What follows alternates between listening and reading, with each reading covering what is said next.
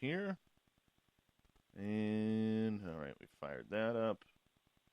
1 second here. Put that there. And, yeah, who else? Bee's Nest, good to have you here. We're 22 seconds away from launching this thing. Theodora, welcome to Spaced Out Radio in our chat room. I hope you enjoy yourself tonight, and I hope you have a good time. Make yourself comfortable. There's a nice seat on the lounge over there. We have a nice chaise to the left. Never get to use the word chaise on this show. 5 seconds. Here we go, everyone. We're going to have a great time tonight.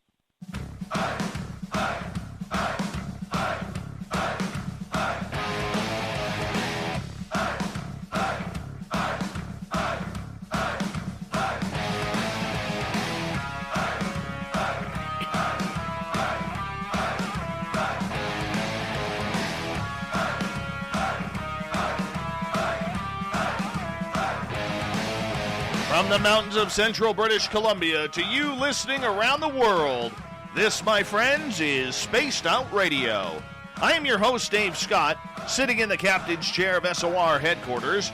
We welcome you to tonight's show on our terrestrial affiliates around North America and digitally on TalkStream Live and Revolution Radio. If you wish to take a listen to our archives, they are free for you. All you got to do is go to youtube.com/Spaced Out Radio. Just do me the favor, hit that subscribe button. Our website is spacedoutradio.com, where we have a plethora of features for you, including rocking out to Bumblefoot and reading up on Captain Shirk's SOR Newswire. Tonight's show is brought to you by Chive Charities. Help make the world 10% happier by visiting Chive Charities today. You can find them on our website. What if our past was different? How would it affect the future? Example. What if Jimi Hendrix were still alive? What would music sound like today? What if the Germans had won World War II? What if Ray Romano or Ellen DeGeneres were actually funny? Sean Patrick Hazlitt is a technologist, finance professional, science fiction, fantasy, horror, and nonfiction author, and editor working in Silicon Valley. In 2006, he won the Policy Analysis Exercise Award at the Harvard Kennedy School of Government for his work on policy solutions to Iran's nuclear weapons program. Sean also spent time at Booz Allen Hamilton as an intelligence analyst focusing on strategic war games and simulations from the Pentagon. Basically, what he was doing, he was playing a live simulation of Risk. All right? Yes, he went right for the Urals, if you know what I'm talking about. Before graduate school, Sean was in the cavalry, and he was an officer in the United States Army, where he trained American forces for combat operations in Iraq and Afghanistan at the National Training Center. This dude is good people. He is strong people, mentally strong, and we're glad to have him here tonight. Then at the bottom of hour number 3, I will bring you the SOR Newswire, brought to you by Paranoia Magazine. Sean Hazlitt, a pleasure to have you on Spaced Out Radio for the first time, my friend. Thank you for your service in the United States Army, and thank you for being a guest on this show. It's a pleasure to be here, Dave. Thank you for inviting me. Okay, I got to ask you right off the bat here. Was it like playing Risk when you were going through all that nuclear war simulations? A little bit. And in fact, when I was at Booz Allen Hamilton, they actually would hire, they had hired a game designer from Avalon Hill to kind of, to do a lot of the graphics and iconography and all that good stuff when we were, doing strategic simulations for, wargaming against a certain peer competitor today. So definitely. When it comes to in the National Training Center, though, I would say that at Booz Allen Hamilton, it was more of a strategic simulation, or at the strategic level. As you know, there's kind of three different levels of how you assess kind of wargaming, right? There's the strategic level, which is at the national level, and you're bringing to bear all your economic, military, political, diplomatic, all the levels or levers of national power. Whereas at the operational level, you're dealing with individual military units at very high levels. So you're talking armies, corps, and how those corps and brigades operate in specific scenarios or regions where, specific campaigns. So as an example, when you're talking about operations, think about, Operation Cobra, which was, the following or the follow-on to Operation Overlord, which is the Normandy invasion, right? So an operation is a very specific, high-level, exercise, or not exercise, but action to exercise, some military strength. And then there's the tactical level, and the tactical level is, very small unit tactics at the individual, squad, platoon, company, and then maybe a little bit higher, at the battalion level. And that's kind of what we did at the National Training Center. So that a typical brigade would go there, take roughly 5,000 or so people, and they would go up against the unit that I was a part of, which was the 11th Armored Cavalry Regiment. And what our role was as what we called the OP4, which is the short, way of saying opposing forces. And we were all instrumented with sensors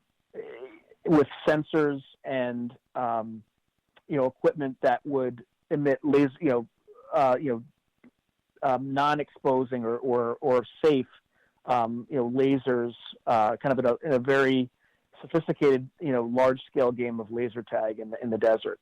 And the purpose of those training exercises was for us to expose what the weaknesses of that unit were, so that they could remediate, train, and then not make the same mistake when it really counted in actual combat. During that period, though, when we were training, I would say, on an operational, but mainly at a tactical level,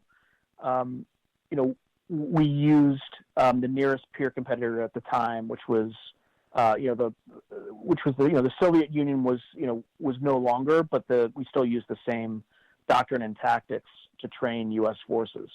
And we set it up so that we typically always won, because, it would be the point in having, a unit come in and feel overconfident and then, not learn from any of their mistakes before they went and, got involved in real war.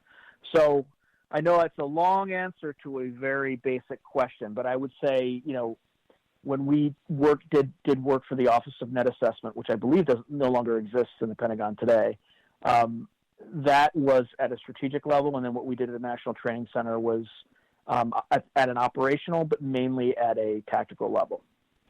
I got to ask you, what would you get into this for?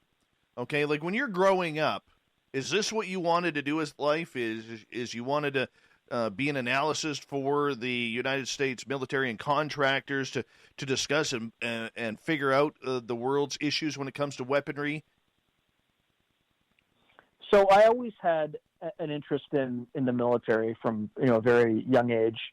I always wanted to serve in the military, serve my country.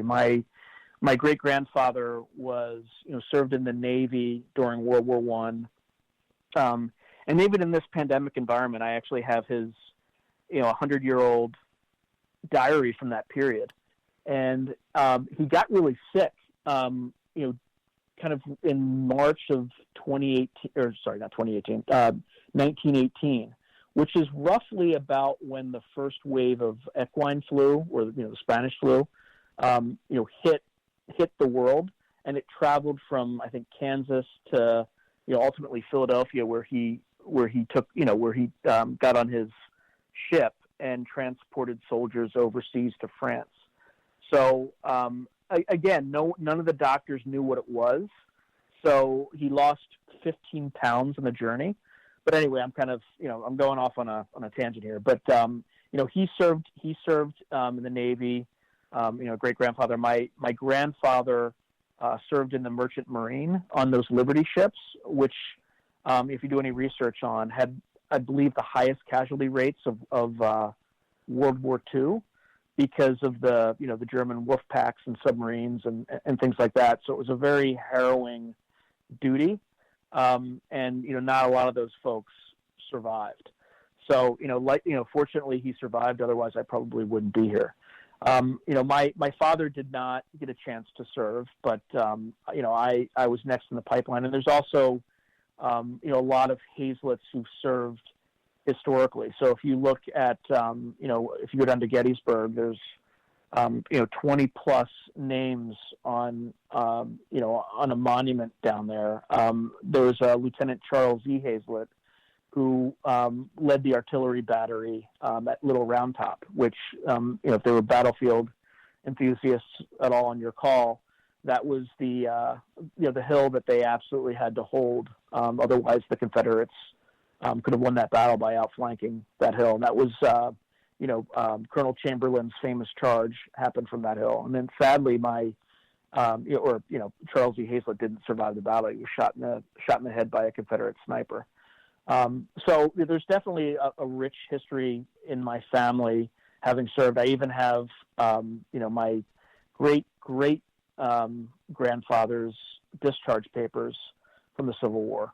So, there's a lot of history in the family. So that's number one. And number two, I've always been interested in history, and it's always interested me a great deal. And, I think the last point too is, you mentioned, all those fancy schools that I went to. My parents are both teachers. My father was a high school teacher, and my mother was an elementary school teacher. And when I got into Stanford, I scared the hell out of them because they couldn't afford it. So one of the only way I was able to afford it is the Army was gracious enough to give me an ROTC scholarship. And that helped finance about 80% of my tuition. And then the rest, I had a few other scholarships that bridged the rest. I think my tuition for a school like Stanford ended up being something like $200 a year, which was nothing. So anyway, that explains the genesis of why, I'm interested in all these things. And then, if you look at my background, I have a degree in both history, but I also have a degree in electrical engineering. So I've always had an analytical mind. I like to know how things work, and I like to be able to, creatively assess the impact that, different things have on organizations and the impact. And even what I do in my day job, right? I'm a finance executive. I need to be able to do, I have to do a ton of scenario analysis, because that drives key decisions that a company makes that can have long-lasting impacts months and years down the road, right? If you make the wrong decision, you could go bankrupt, or if you don't make the right decision, you could miss a massive opportunity and lose value in your stock price because you didn't make the right decision. So that's kind of where this analytical piece came. That's where the interest in the deep interest in the military and military affairs came from.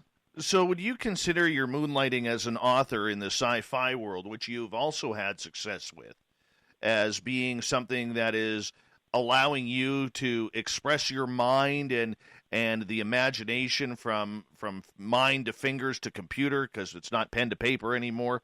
Is that where the love for writing comes from?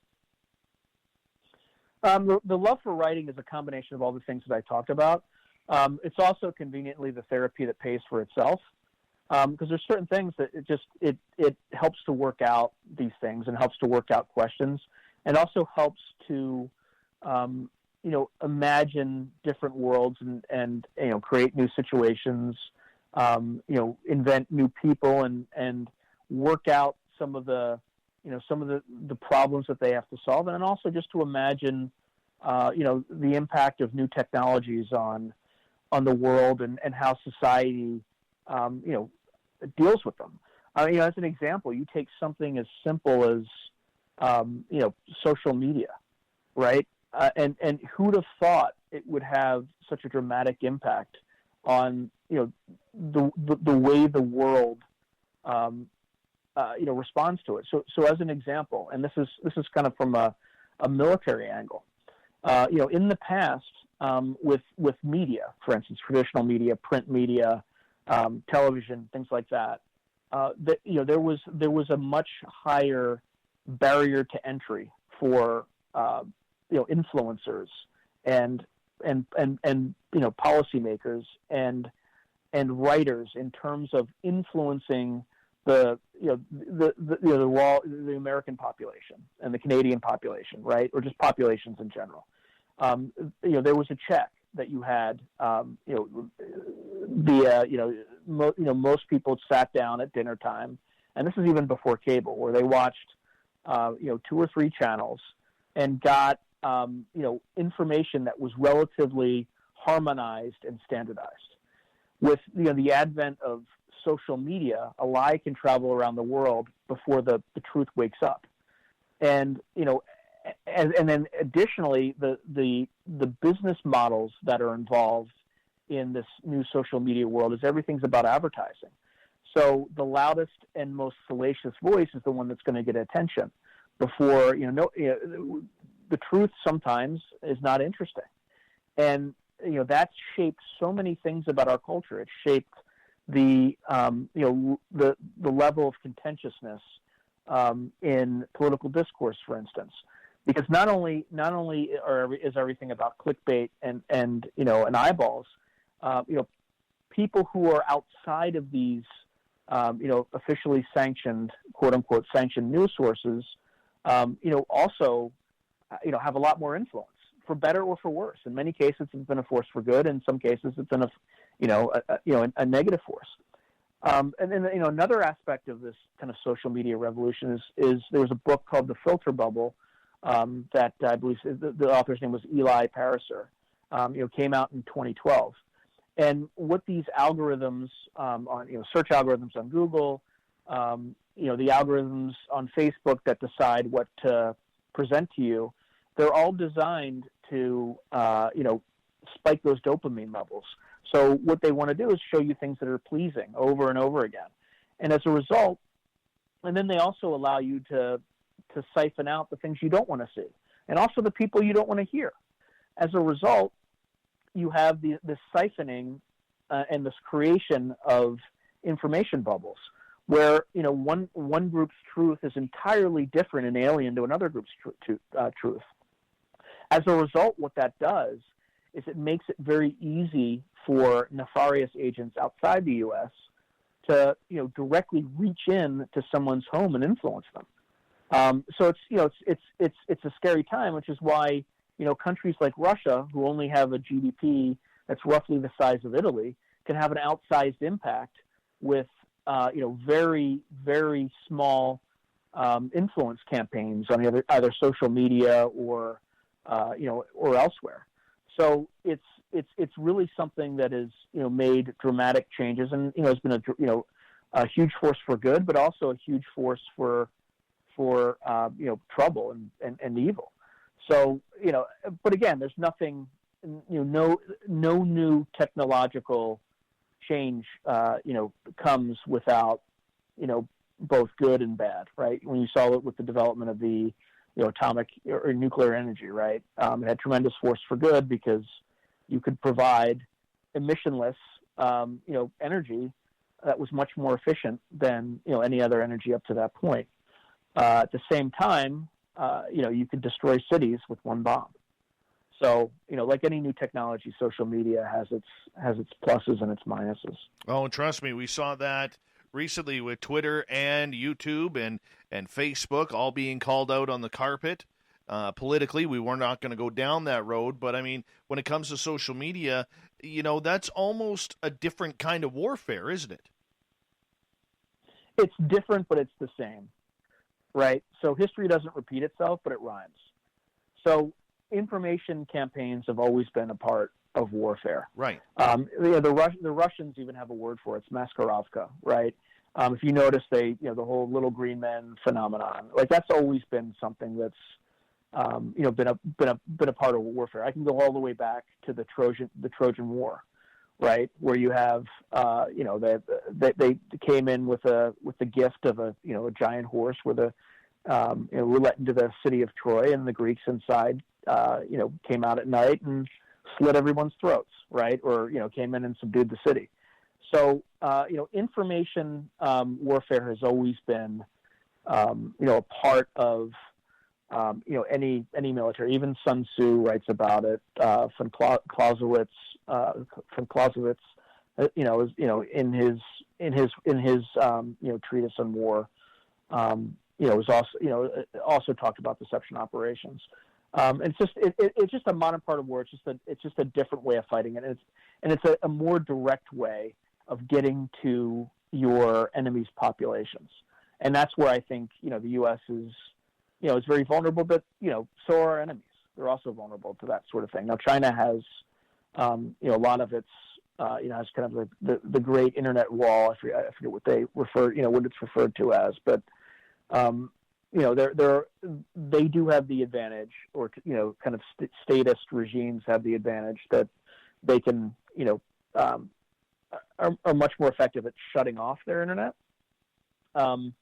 We don't really have that ability, although the government can pressure and does have the power to pressure entities like Facebook and Twitter into shutting down certain types of information.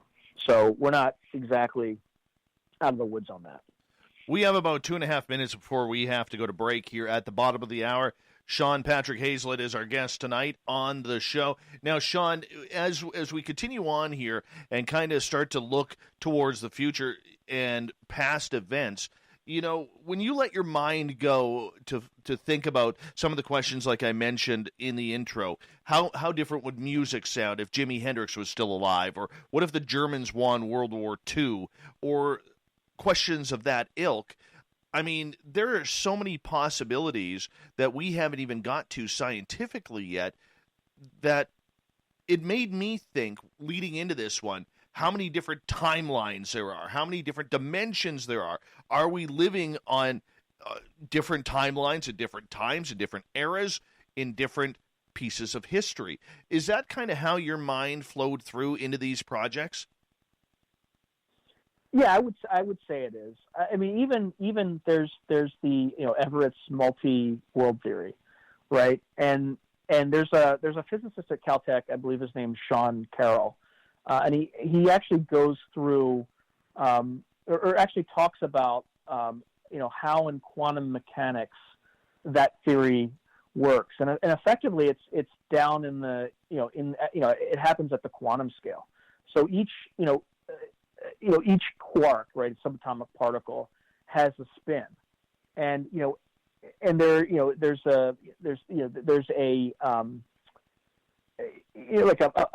each has like a probability distribution, right? It could go either way. It's like Schrodinger's cat, right? It's either there's a probability it's alive. There's a number of probabilities as to where that quark could spin. But what happens is that wave function, right, which is it has a probability of different events. At the moment something happens, it collapses into one or the other. But when it collapses into one, in another multiverse, it collapses into the other.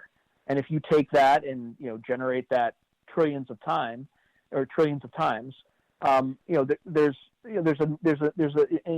and I don't know if it's an infinite number of possibilities, but something approaching infinite number of possibilities, the way that things could happen. Now you scale that up into, I don't know if it roughly translates into each decision you make, but it creates the science for, these branch offs of different realities. Now, when you're thinking about speculative fiction, you can kind of abstract yourself from that, go all the way back, and then just think in terms of big macro. All right, decisions. Sean, I'm going to get you to hold on there because we are going to go to break here at the bottom of the hour. Sean Patrick Hazlett is our guest tonight. Let's check about a different future right after this on Spaced Out Radio.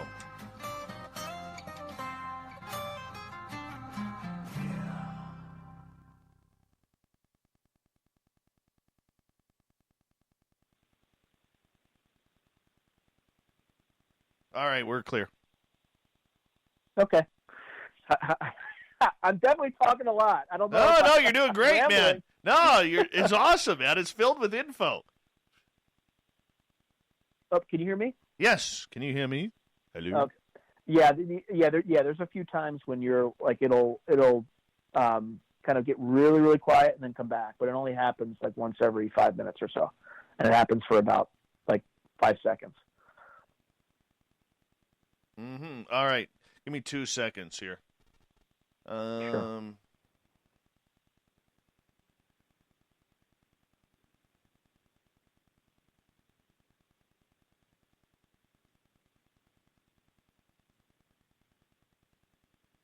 But I think it happened like 2 or 3 times during the call, so like once every 10 minutes.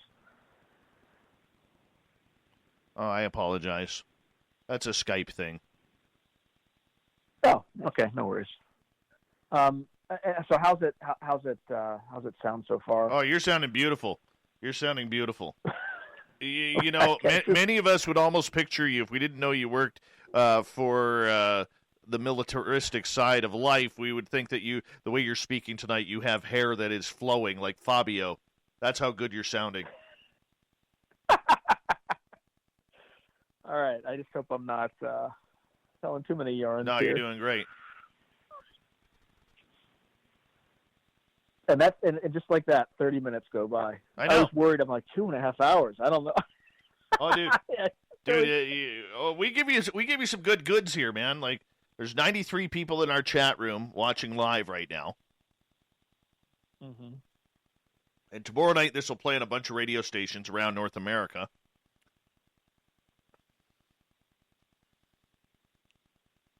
That's great.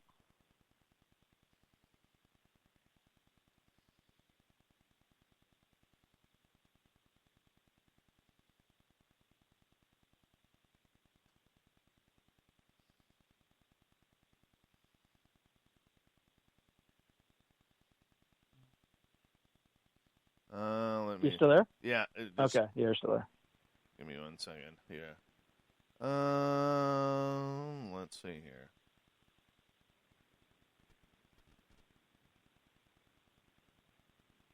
All right. We've been over this past week. We have been we've been inundated with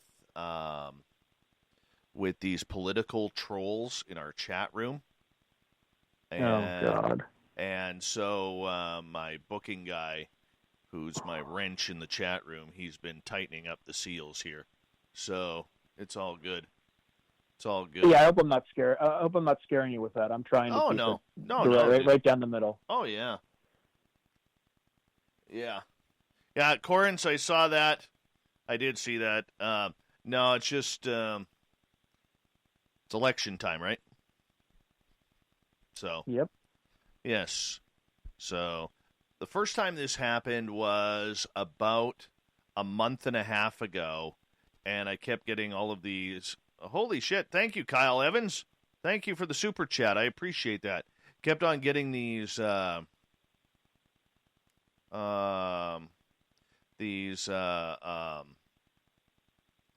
people coming in here about free Hong Kong and punish China and all this kind of stuff.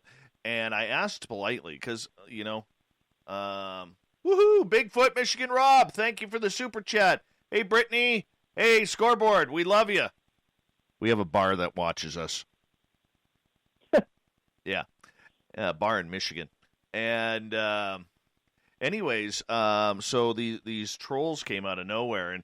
And so then they went away for about a month and a half. And now all of a sudden, like a couple times this week, they've been back. And now what they are doing is they started out and then we kept blocking them. And now what they're trying to do is they're trying to take people's names from our chat rooms, and they have hundreds of different profiles, right? So they go into a profile, they change the name, and then we got to block those. So now they've started trying to copy our people's names in the chat room. So, I mean, it's so ballsy, honestly, Yeah. It's kind of curious, too, why it's Hong Kong is the focus. Yeah, I mean, the only thing I have asked is look, we don't talk politics. We're not, whatever your political affiliation is, I don't care, because this is our time of the night where we get to forget about the world and we get to talk about the weird. You know what I'm saying?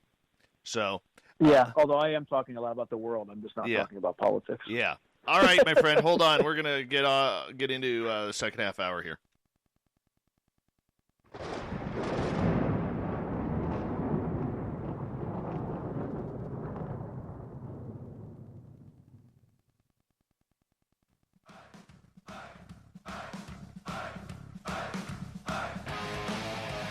Second half hour of Spaced Out Radio is underway tonight. I'm Dave Scott, sitting in the captain's chair of SOR headquarters. Thank you so much for taking the time to join us tonight. We really do appreciate it. Want to remind you that if you've missed portions of this show or others, check out our free archives by going to youtube.com/Spaced Out Radio. Do old Davey the favor, hit that subscribe button. Our website is spacedoutradio.com, where we get into a plethora of features for you, including rocking out to Bumblefoot and reading up on Captain Shirk's SOR Newswire. Follow us on Twitter at Spaced Out Radio and on Instagram at Spaced Out Radio Show. Tonight we are talking with author Sean Patrick Hazlett. Yeah, we're getting into futurism a little bit here. He's got a book out called Weird World War III. You can find it on Amazon. What would happen if the U.S. had gone to war with the Soviet Union? And we're going to turn the corner. I want to get into this because, this opens up so many different pieces of history that it really makes me wonder what would happen if certain events didn't happen or the outcomes were different. Sean, welcome back. Thanks, Dave. No problem, man. Great to be back. No problem. We're glad that you were here. Sean, what was the inspiration between USA, Soviet Union, all coming down in the squared circle called Weird World War III? So the initial genesis of the project was, based on my military experience. So, as I described in the first segment, I spent about 4 to 5 years fighting like the Soviet Army. So I had a really rigorous understanding of their doctrine and tactics. So that's part one. Part two, I've been a writer. I've been seriously trying to be a writer since 2011 when I submitted my first story to something called the Writers of the Future contest. I'm assuming your listeners have heard about this before, but I'll say a little bit about it. It's a contest that anybody can enter. It is anonymous. While there are thousands of entries per year, every entry is read, and there are 12 winners each year. During my year, I was invited to Hollywood, and it's based entirely on the strength of your story. And it's something that, when I was first submitting short stories to just out into the world, I had no idea if I had any talent, because it's a different muscle than, analytical writing or, standard business writing. And it's something that requires a lot of practice.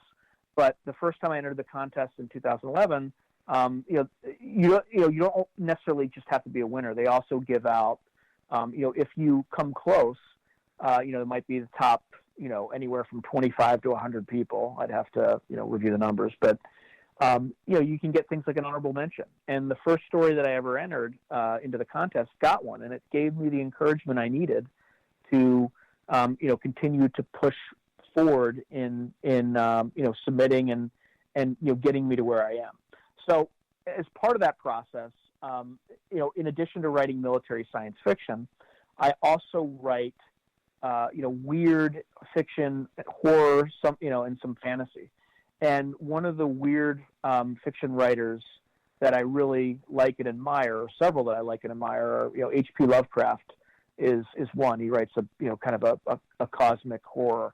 And then for your listeners who aren't familiar with it, if they've ever seen the recent movie The Color Out of Space, that was with Nicolas Cage. That was based on an H.P. Lovecraft story of the same name.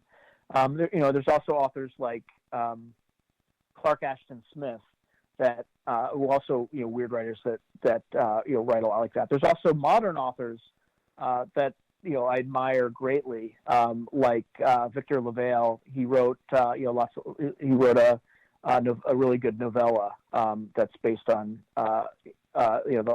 Lovecraft's The Horror at Red Hook. It's just a completely different take. Also, if you have folks who watch HBO. There's a adapted book by someone named Matt Ruff that is called Lovecraft Country. So that's another kind of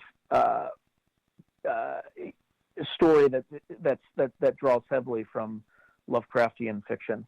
And then in terms of modern, other modern writers that I really like are John Langan, who has the last story in this anthology. So what I wanted to achieve with this was to combine, what it felt like to grow up in the 80s when I grew up, during the Cold War, with this, titanic, potential titanic struggle between these two superpowers in a very black and white bipolar world, where there was the danger of complete and utter nuclear annihilation, but there was also lots of proxy wars that happened around the world that were just to the edge of conventional contests between the two powers. And at the same time, I wanted to combine that with kind of give it a weird fictional feel. So I took this alternative history concept of what if the U.S. and the Soviet Union had gone to war? It didn't necessarily have to be nuclear, right? In most cases, it's some form of conventional warfare. And then I added a speculative element to it, right? Some aspect of science fiction or horror or, fantasy that was injected into that. And to give you some examples, imagine that there are demons that, the Soviet Union works with demons to try to infiltrate the U.S. military. Another example is imagine there's a parallel dimension that's adjacent to our world that has a corresponding location in all the same places, but has a copper sky and is appears to be a completely dead world. And let's say the Soviets get to it first and find a way to wink in and out of it, and gain an operational and strategic advantage over U.S. forces in Europe, for instance. There are other stories that riff off of actual, Cold War programs like Project Stargate, Project Sunstreak, Project Centerlane, which were, were intelligence gathering programs based on a concept called remote viewing and psychoenergetics, which are, if you go to the CIA's website, they're declassified documents. You can read all about it. Sometimes reality is stranger than fiction, and you'll see that. So I wanted to, take that look and feel from the Cold War and combine it with, science fiction, fantasy, and horror, and create an anthology of, 19 different short stories from some of the best, and most promising writers in science fiction and fantasy today. And you have David Drake. He starts out the anthology, and he's one of the first major military science fiction writers, and he was also a member of the same unit I was, albeit 20, 30 years before me. So he was a member of the 11th Armored Cavalry Regiment. At the time, I think it was just called the 11th Cavalry Regiment, and he served in Vietnam. I obviously have my service in the Mojave Desert, but there's a lot of references to that regiment in the book, and even in one or two of the stories, it's mentioned in passing. And the book's also even dedicated to one of my high school classmates who also served in the 11th Armored Cavalry Regiment, and who was ultimately died in Iraq. Inspecting. Was killed by a suicide bomber. He was inspecting trucks, showing his soldiers, how to do it properly. He was, doing what most great leaders do. They lead by example. So, the book's dedicated to him, and it's also dedicated to Mike Resnick. Mike Resnick is a multiple Nebula-winning, Hugo-winning, science fiction author who, also has a story in the anthology, and I consider him a mentor and a father figure. And it's a bit bittersweet that this is coming out now because he died earlier this year. So the anthology is also, not only does it contain a story from him, but also it's dedicated to him. the fact that we would even think about that, okay, think about going to war with the United States or going to war with Russia or going to war with Canada or Great Britain or China. One of the, I'm not saying Canada is a superpower, but, there's a lot of large militaries out there. There's a lot of tension. There's a lot of ego, a lot of, swinging around the proverbial sword on whose sword is bigger and stronger and sharper. I mean, at times we seem to push it just to the brink, and then we all pull back because level heads come around, and we kind of let's just go for some vodka or whatever it may be, But I also know from sources that I've talked to over the years that a country like the United States, where you are, I'm up here in Canada, and we don't know whether we're going left, right, or center. You guys have game plans for literally every country on the world that poses or could pose some sort of nationalistic threat.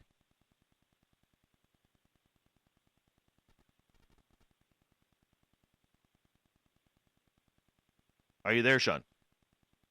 Yeah, you fell off a little bit. Okay. The last thing I heard was nationalistic threat. So my question to you would be is, the fact that you prepare for it, how real are these game plans that are going on, these war games? So, I mean, it depends. It depends on what level you're planning for, right? So, and I can only speak specifically to the ones that I was involved in. And I can't, I won't discuss too many details, but the ones that I was involved in at a strategic level, well, they were at a strategic level, and they were long duration in scope, i.e., looking at the world 20 and 30 years in the future. So the farther out that you go, or the further out you go into the future, the less detail there's going to be about the detailed specifics of how these scenarios can go. So you have to make some very broad level assumptions, right? And then based on those assumptions, because there's a number of different things that can happen, right? So if you're looking, let's just take China and Russia, for instance. If Russia weakens, right, China strengthens, and vice versa, because they're so close in proximity. There could be a world where they operate a lot, closer together, right? It's probably a little bit less likely, but you have to make, certain assumptions. But the thing that you glean from longer term scenarios is it just leads to more questions as you're wargaming, because if you have a good opposing force, they're going to come up with things that you didn't consider. So if your premise is that you have technological dominance over somebody, then a good adversary will play up to their relative weakness in that category. And that's essentially what Russia's doing today with information operations and cyber war, right? They have very strong offensive capabilities in both, and they're playing up to that. Whereas it comes to their conventional military, it's very good, but it can't sustain very long like long distance deployments and things like that. But what they are good is they're good at playing in the shadows. So I don't know if you've read about this incident, but I believe it happened in February of 2018. There was a mercenary, but a private military company called the Wagner Group, and the Wagner Group is composed of exclusively of Russians, and there's an oligarch that typically uses them. And there was a situation where they were moving to a facility where they were in Syria, where there was a special forces team and maybe some Marines, and there was about 200 of them, and a bunch of tanks and armored personnel carriers, and the folks on the ground didn't on the U.S. side didn't have that sort of thing. So, at the highest levels, the U.S. government, reached out to their counterparts on the Russian side and said, "Hey, we have a bunch of these, private military contractors heading our way. Are they affiliated with you? Because if they get any closer, we're going to have to, and they attack, we're going to have to wipe them out." And the Russians had plausible deniability, and they said, "Oh, no, it's not us." And it's an easy way for them to try to skirt and push the edge of that envelope without taking responsibility for it. Fast forward, and the U.S. forces there with drones, Apache helicopters, etc., wiped these guys out. They took massive casualties, and the U.S., as far as I know, didn't suffer a single casualty. So, in the current climate, there are a lot of these things are pushed to the edge, and they're tests, right? They're how far can we push in this region before something happens? And these things are happening constantly. And the place where it's scariest is on the cyber side, because on the cyber side, you can something that happens in the cyber domain can quickly translate into kinetic effects, and the kinetic effects can be bad enough that sometimes you have to ask the question is, if someone took out the North American power grid, does that merit a nuclear response? Somebody took out the Three Gorges Dam, right? Shut it down and flooded, killing, tens of millions of Chinese civilians. Would that merit a response from the Chinese, nuclear response from the Chinese? And the answer is probably yes. So, we're in this kind of weird, part of history where, the rules aren't exactly clear, and they're still being worked out. And, the cyber domain is one of those places. Sean, we've got about 6.5 minutes before we have to go to break tonight at the top of the hour. In regards to the way this can happen and looking at it, there's a number of different scenarios that could have played out over the last 70, 80 years, 100 years if you go back to World War I. All right, when we take a look at everything regarding, history, the way it played out, have you ever looked deeply into little scenarios like what would happen if Germany had won World War I or World War II? What if the outcome in Vietnam was different? What if the Cold War had gone the other way? I mean, these are heavy case scenarios to play out in one's brain. Absolutely.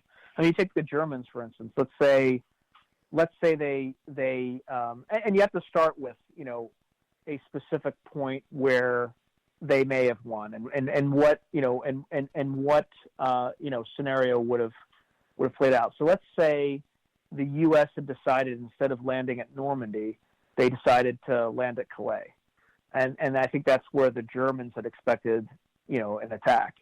So when the Americans landed on the beach at Normandy, and the Canadians and the British. I think U.S. casualties the first day. I'm not sure. I don't know if this is total Allied casualties or U.S. casualties, but I think it was something on the order of 18,000, right? And to give you a sense of that scale, in I think in Vietnam, casualties may have been, and I mean 18,000 deaths. I think in Vietnam it was maybe 52,000, right? So you're talking, a little under a third of what you lost in the entire Vietnam War in one day on the beaches of Omaha Beach and Utah Beach, right? Those two beaches.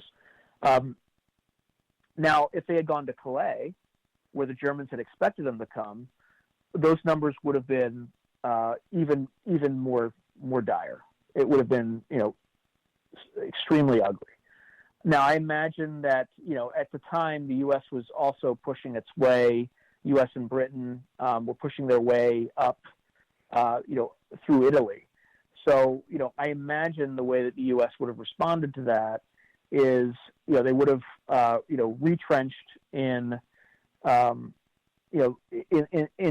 the United Kingdom, and then would have, shifted, some forces into into Italy, and just kind of doubled down on that southern flank, and then potentially planned for another Normandy-like invasion. But again, I think it would have been a tough sell for the U.S. population, the Canadian population, the British population to do something if the casualties were a multiple of that 18,000. At the same time, I don't know if the Germans would have really been able to hold against the Russians, right? So I imagine the only way that the Germans could successfully win in that war would be either to come to an agreement or armistice with the U.S. and the U.K.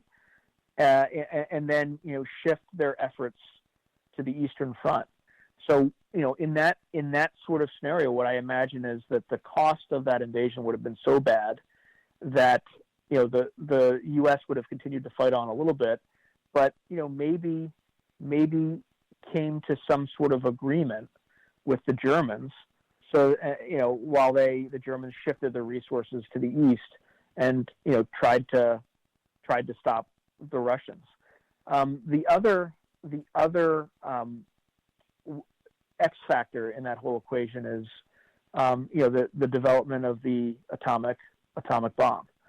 So we dropped it on Hiroshima and Nagasaki in August of 1945. So the question is, once we developed that technology, would we have dropped it on Berlin? Like, did the Germans really have a chance at all? And then you could go into look at what the status of their nuclear program was, and I don't they were somewhat advanced, but my understanding is I think they were focused on kind of the wrong path, which I don't think they would have likely developed atomic weapons in the time to prevent us from dropping it on them. So I imagine that would have resulted in us either threatening, because we did kind of threaten the Japanese before we did it, but they ignored it because they had no conception of how powerful these weapons were.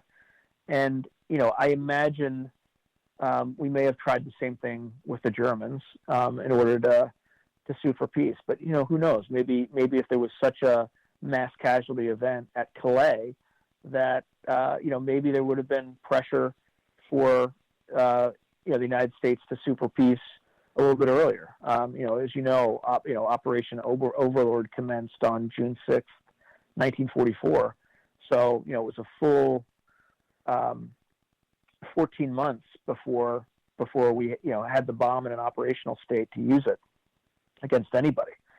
So so I think if you were to extrapolate from that sort of scenario that I painted, you'd have kind of a situation where Germany controlled most of Western Europe. You'd have kind of a pseudo Cold War between the United States and Germany, and then you'd have an unstable peace between the Soviet Union and the Germans, and then U.S. policy would likely be to play the two off against each other, in the long run. And I think that's probably how it would evolve. But then the Germans would rapidly, come up with a nuclear weapon once we figured it out, much like the Russians did. Well, let's continue this conversation when we get back from break, because I am just enthralled with this. What a great guest tonight, Sean Patrick Hazlett. He's got a great book on Amazon right now called Weird World War III. Let's discuss it more. What if our future was different? And what if our present was different? All because of a different past on Spaced Out Radio.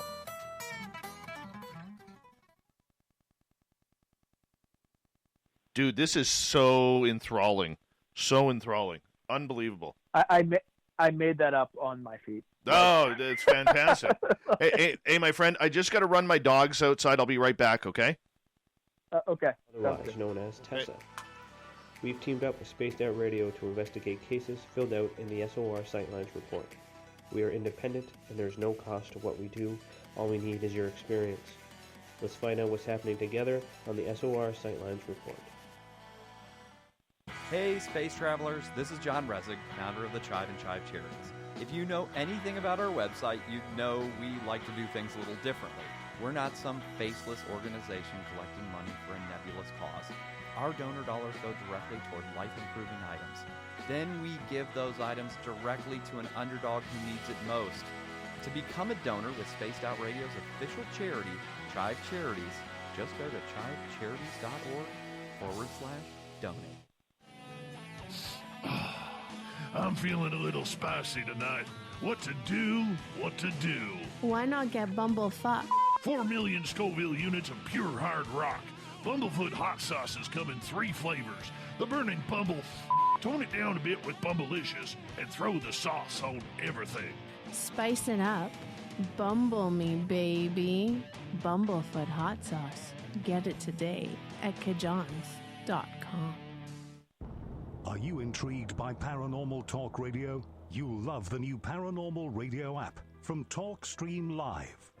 You'll find a great selection of talk shows covering UFOs, ghosts, strange phenomena, and much more. Download the Paranormal Radio app now and start listening to the very best in paranormal talk entertainment, including the network you're listening to right now, the Paranormal Radio app. Free in Google Play and the iOS App Store.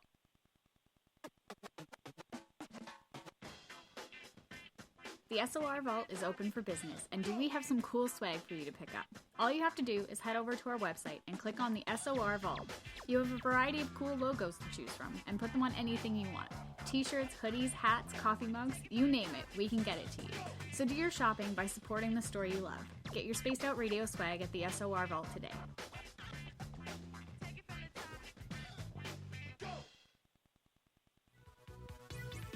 Hello, Space Travelers. It's me again, Carl. Don't forget to join the Space Travelers Club for just $5 a month. And follow Spaced Out Radio on Twitter at Spaced Out Radio. Our Instagram, Dave Scott SOR. Our Facebook page is Spaced Out Radio Show. Our archives are free at youtube.com/Spaced Out Radio. Come woo it up with Spaced Out Radio today. Bye!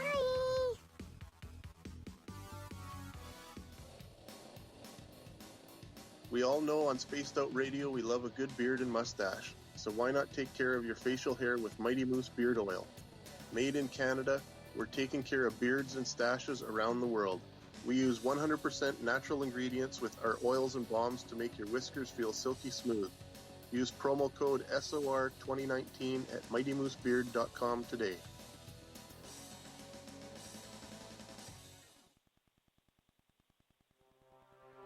We are scouring the world for the most intriguing stories of your day. Take the time to read up on the SOR Newswire, where our team, led by Captain Shirk, will deliver to you some of the best paranormal and supernatural news, along with some stories that will blow your mind from the weird to the wacky.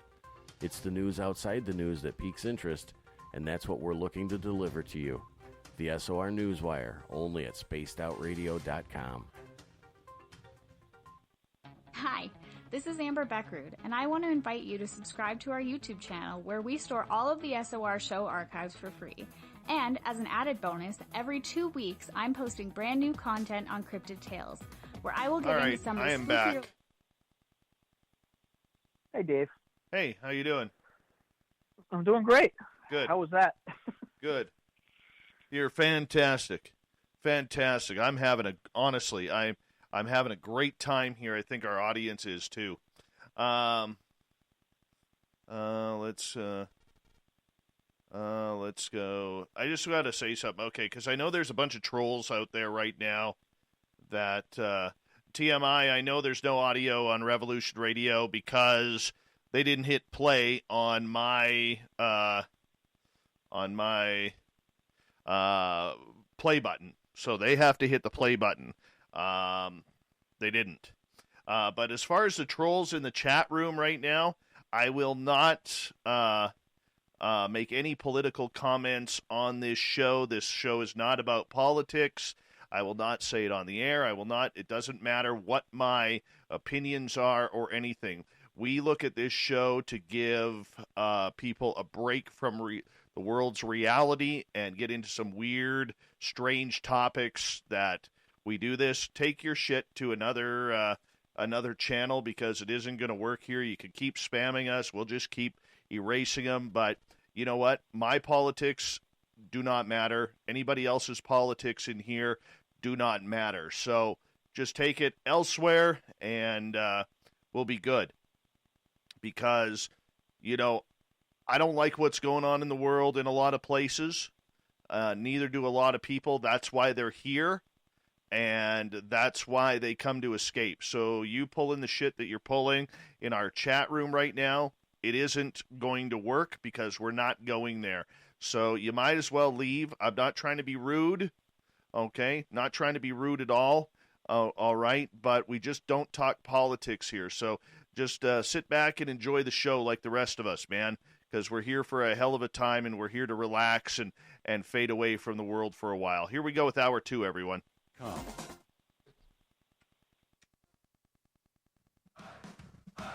You're listening to Spaced Out Radio with Dave Scott. Follow Dave on Twitter at Spaced Out Radio and on Facebook, Spaced Out Radio Show. Hour number 2 of Spaced Out Radio is now underway. I'm your host, Dave Scott, sitting in the captain's chair of SOR headquarters, waiting for the snow to fall. Yeah, snow in October. Wonderful. Lovely. I'm looking forward to that already. Please note the sarcasm. I want to remind everybody that we really enjoy all of you tuning in on our terrestrial affiliates around North America and digitally on TalkStream Live and Revolution Radio. All of our archives are free by going to youtube.com/Spaced Out Radio. Do me the favor, hit that subscribe button. The Desert Clam has set the password for tonight in the SOR Space Travelers Club. Clam took it easy on me tonight. Clangfarb. Clangfarb is your password.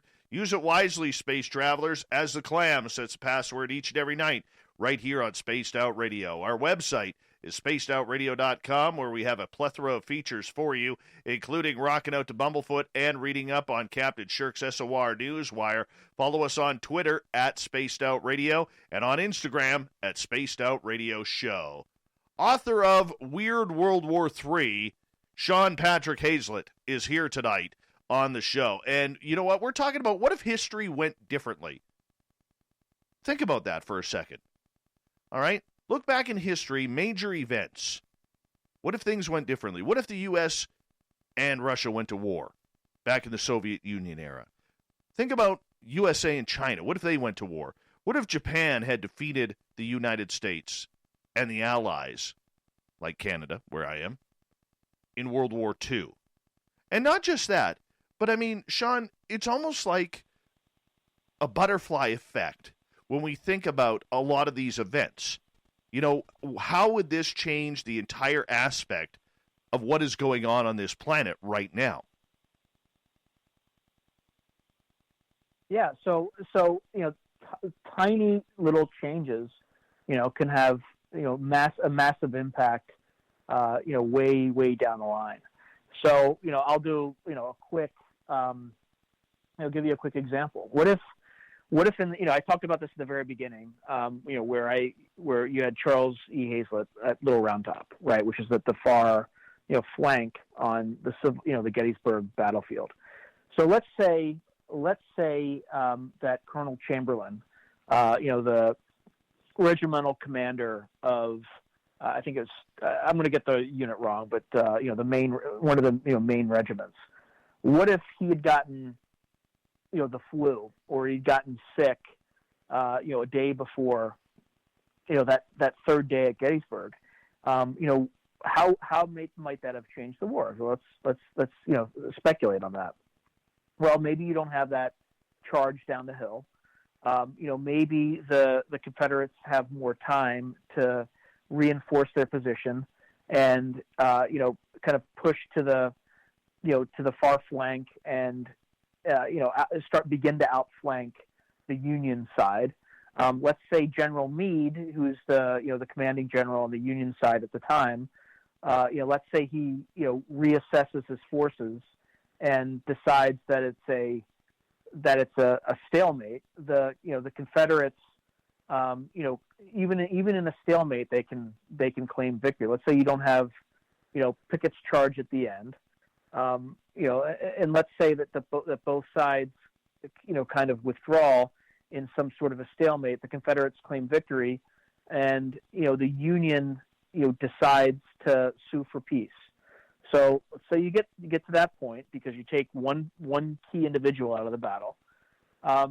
If the U.S. sued, the Union sued for peace, then you're going to have this tenuous peace between a Confederacy and the South that still has the quote unquote peculiar institution of slavery. Its entire economy or much of its economy is based on that. Over the time in the succeeding or the following years, the Union becomes much more industrialized as it was continuing to do. And at the same time, the Confederacy is based on an institution that's heavily dependent on slave labor. It would likely have become increasingly isolated from, Great Britain, for instance. Maybe France might use that, might try to play that, the division. You might have kind of like a kind of a Cold War between the United Kingdom and France, where the United Kingdom, supports one side or the other. I imagine that inside the United Kingdom, the population there was increasingly abolitionist.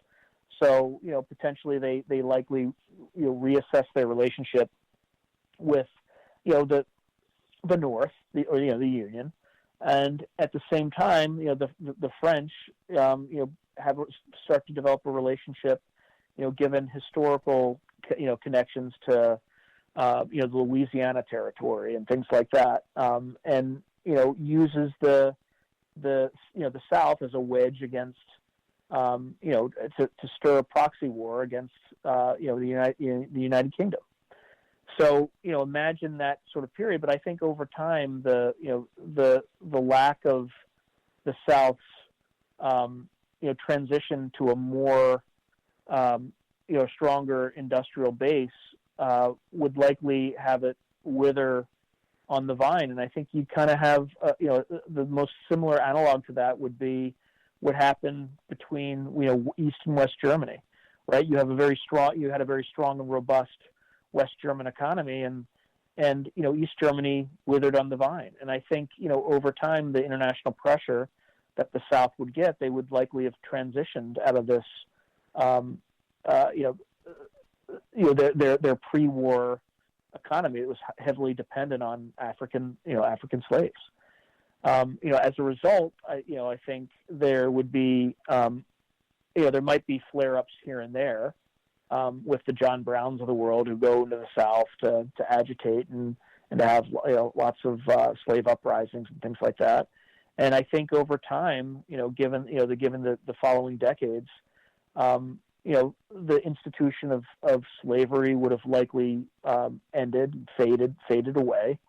And there's some chance that some states would achieve some sort of a reconciliation or a reunification in the United States. There have been I know Harry Turtledove has a really good series called Guns of the South, where that division persisted well into World War II. But I don't think it would necessarily have turned that way.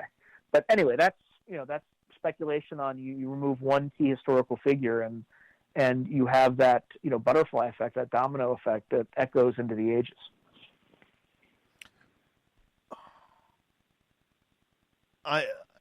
It's so hard for me to fathom. Okay, it's so hard, and I'm sure a lot of people out there, maybe just like me, maybe not, but to think about all of these what-if type scenarios in a position like yours that you have in your daytime job. That is your job. what if.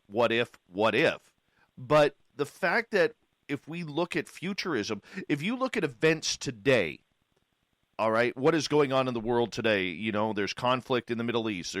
There's tensions with Russia. There's tensions with China. There's tensions all around the world. All right. How do you play out the what ifs? Because you have to be prepared for any type of scenario that could potentially affect every person on this planet. That is stressful. Well, it's stressful if you fail to predict it. But it's definitely it's incredibly intellectually stimulating. And by thinking through these things, you know, there are certain key geostrategic, you can call them choke points, or you know, geostrategic regions of the world that you have to keep a close eye on. And as long as you are able to secure those areas, and to kind of game what the different scenarios are, you know, you can prepare for them. So I'll give you some examples. So let's take China, for instance. Now, there are a number of areas where there are fault lines between China and the rest of the world. And, you know, the COVID pandemic certainly has not enhanced China's position in the world, particularly when it comes to, you know, clearly and accurately presenting information to other countries that could save lives. At the same time, China has the potential to be the largest market in the world, given it's got over 1 billion people. So there's tensions, both positive and negative, where, you know, the United States and Canada, for instance, are also inextricably tied to China. So, as an example, if you look at you know, key electrical components that are in your iPhone, right? There's only U.S. companies and, you know, major multinational companies have, you know, over the last, you know, 20 to 30 years, have spent so much time and energy trying to keep their costs low and to tighten their, you know, and to get their, you know, supply chains much more efficient and, you know, get cheaper products to customers. And the way that they've done that is they've, you know, outsourced a lot of the labor in key operations in China. So, for instance, when I look at, you know, key electrical components in your iPhone, there's only one place in the world where many of those are made, and that's in Shenzhen, China. Now, that's great for China in the sense that it's helped fuel the rise of an educated middle class, and it's great for, you know, multinational companies because it's dramatically driven down the cost to produce those things. But the issue the issue with that is that the supply chains are not diversified, and we saw the threat and risk of that, you know, immediately during the COVID outbreak, when you know, a lot of medical companies tried to get, you know, critical PPE to their citizens. You know, it had to come from China, and China was, you know, not hoarding, but keeping a lot of that equipment for its, or limiting the export of that equipment because, you know, wanted to take care of its own population, and that's an understandable motive. When you're, you know, developing the national security strategy of a company, of a country, you have to focus on what your vital national interests are. And if China had kind of, you know, advantaged the rest of the world, you know, versus its own people, one of the biggest threats to China is not an external threat; it's the threat of internal instability.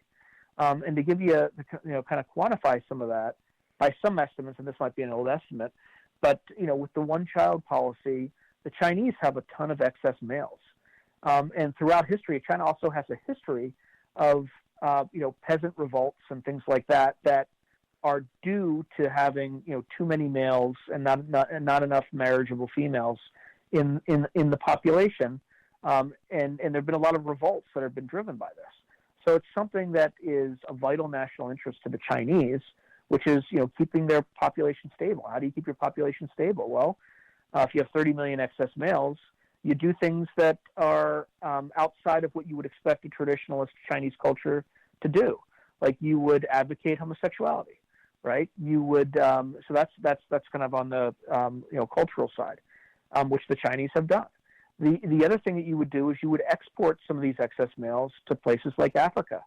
If you notice the way that, when the Chinese go into a country and they, extract resources and do things like that, much like European colonialists do, and much like European or U.S. and European multinational companies do today. U.S. Multinationals and European multinationals, as well as even the colonialists, they would use native labor to extract some of these resources. They would hire, people who are already on the ground. Whereas what the Chinese do is they just bring in, Chinese laborers from China, and they kind of do all the work, extract the resources, and leave the local population to fend for itself. But this is not like I'm not trying to advocate whether or not it's good or bad. It's just China has its own particular situation, and security risks. So in terms of that's kind of where they stand. So given this link, the Chinese, the third part of that is the Chinese also want their economy to really work. So on the one hand, there's lots of fault lines. So, you have the South China Sea, where there are 6 or 7 countries that claim, ownership over certain, over the Spratly Islands and, other islands in that area. And the Chinese have been, since the mid 1990s, have been systematically building infrastructure on those islands, and in many cases international waters. So that's a big potential fault line. It goes without saying that Taiwan is always a potential fault line. So in 1996, we sent 2 aircraft carriers through the Strait of Taiwan when after the Chinese started doing missile tests near that area. So that's another potential fault line.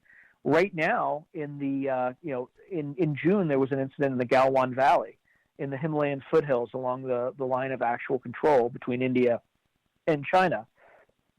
And, there were actually, 20 Indian soldiers that died, and potentially, 40 to 50 Chinese soldiers that died. And in that area, you're not allowed to, carry rifles or heavy weapons. So, these folks these soldiers killed each other using either clubs with concertina wires, wrapped around them, or just bare hands. And you had people who were thrown into ravines with sub-zero, water, and died of hypothermia and all sorts of crazy things.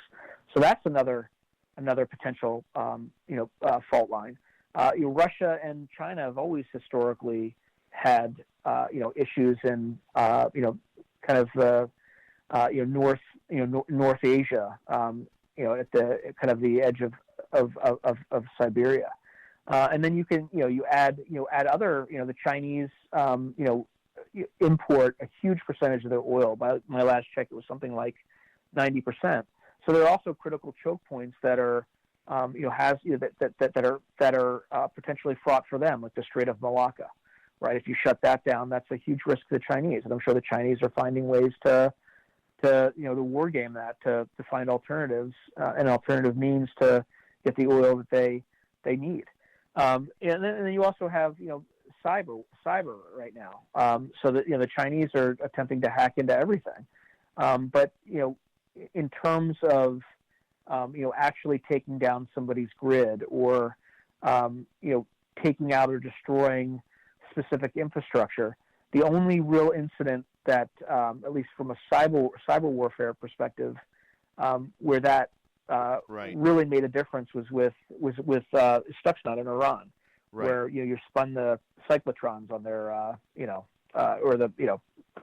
the SCADA systems that they had with Siemens. Right. Sean, I want to ask you a question, and maybe this is a little off topic, I don't know, but we seem to see a real space race going on. And I saw a term yesterday about the new Cold War of space between Russia and the United States. The United States is no longer using Soyuz rockets to launch into the ISS anymore. It's all going to be from American-made rockets, thanks to companies like SpaceX. Is this now the next worry that we have on the planet? Is what is going to happen in space? I wouldn't say it's a worry. I would say it's actually, the last time that we woke up and really started innovating in space was with Sputnik, and that was a wake-up call. So I actually think it's a good thing from a competition standpoint, and it's something that we absolutely have to pay attention to and make sure that we're competitive in space. As an example, our global positioning satellite system.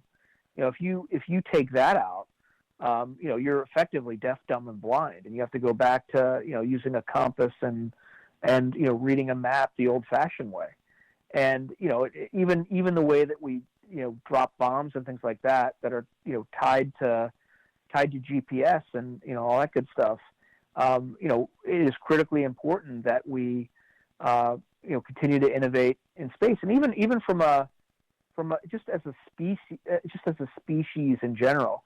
Elon Musk has always said that you want to make sure that you don't want to place your bet all on one rock, right? You want to make sure that the human species is able to diversify and to survive in case something outside of our own struggles and foibles cause, right? If you have an asteroid that hits the planet, throws fallout over, and we go into nuclear winter, go into like a cooling period where nobody survives, right? So it is critically important that we continue to innovate and test that technology. Now, part of the fact that it's a national security, it's definitely a national security concern, and it's something that we have to be mindful and we have to develop. But I think that the net result, though, will be a net positive for the human race. Well, we've got just under 2 minutes here before we have to go to break at the bottom of the hour. Sean Patrick Hazlett is our guest tonight on Spaced Out Radio. Just the battle for space. All right, going to Mars, putting bases on the moon. There seems to be a lot of chest thumping in regards to everything above our planet. And I know that drives the flat earthers crazy. Okay, I know that. But the fact that we now have this brand new space race going on, where we even see more countries involved, India, China, just to name a couple. And I'm looking at this thinking, what happens if we get to the moon? What happens if we put that base on the moon by 2024 or 2026? All right, there is some ramifications that we have to worry about. We got 60 seconds. Sure. So there's actually, funny you mentioned that, there's actually a story in Weird World War III that talks about it. It's the very last story. It's about, it assumes that the Soviets and the United States got to the moon pretty early. So it happens in 1986. But there is a story about cosmonauts and astronauts, with moon bases. And then there's a third presence that makes itself known. So, imagine the politics of that and the strategy behind that. Who do you support? Do you support something that's a non-human species that is fighting your enemy, or do you join your enemy? And kind of fight a common threat to humanity? Or is it even a threat to humanity? Are they just a threat to one side? So those questions are answered in the final story by John Langan. It's called Second Front. Right. Well, you know what? When we come back, I want to know what your thoughts are on maybe different timelines that are going on, because maybe, just maybe, this all has a tie together. I don't know what you know about it, but guess what? We're going to question you about it, because that's what we do here on Spaced Out Radio. More with Sean Patrick Hazlett, right here on Spaced Out Radio.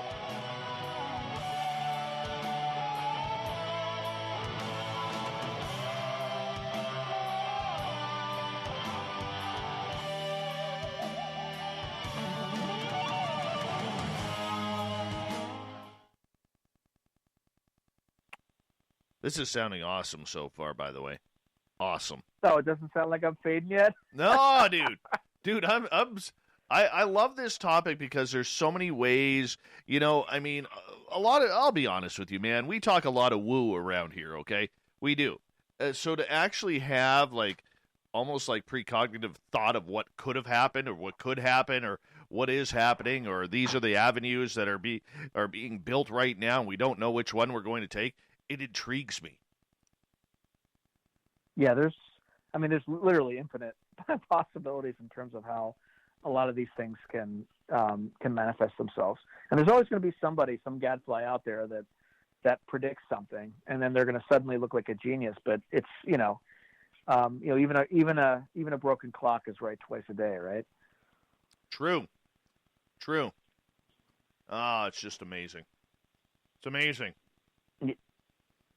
Yeah, it'll be interesting. Mm-hmm. There's a lot of crazy stuff that's going on right now too. So, it'll be and this year, this year's been a crazy year. All right.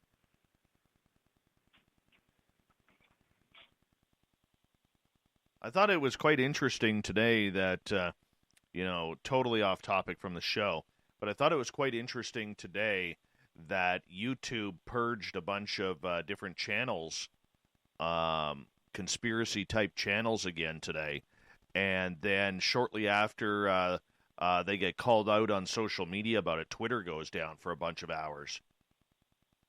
It was very... Yeah, I think I have a theory behind that. I don't know if it's correct, but again, I haven't spent a lot of time researching it. But yesterday there was a New York Post article that Facebook and Twitter, were just like aggressively taking down anybody who posted it, and they were even banning people. We're not banning, but like forcing them off the website, including a prominent science fiction author. Just for even talking about it. Now, the reason they gave for pushing him off was, something that he had done, a few weeks ago. But I would suspect that that was effectively a declaration of war against half the population. I'm not going to say which side, so I wouldn't be surprised if there's hackers on a particular side went and did a denial of service attack on Twitter.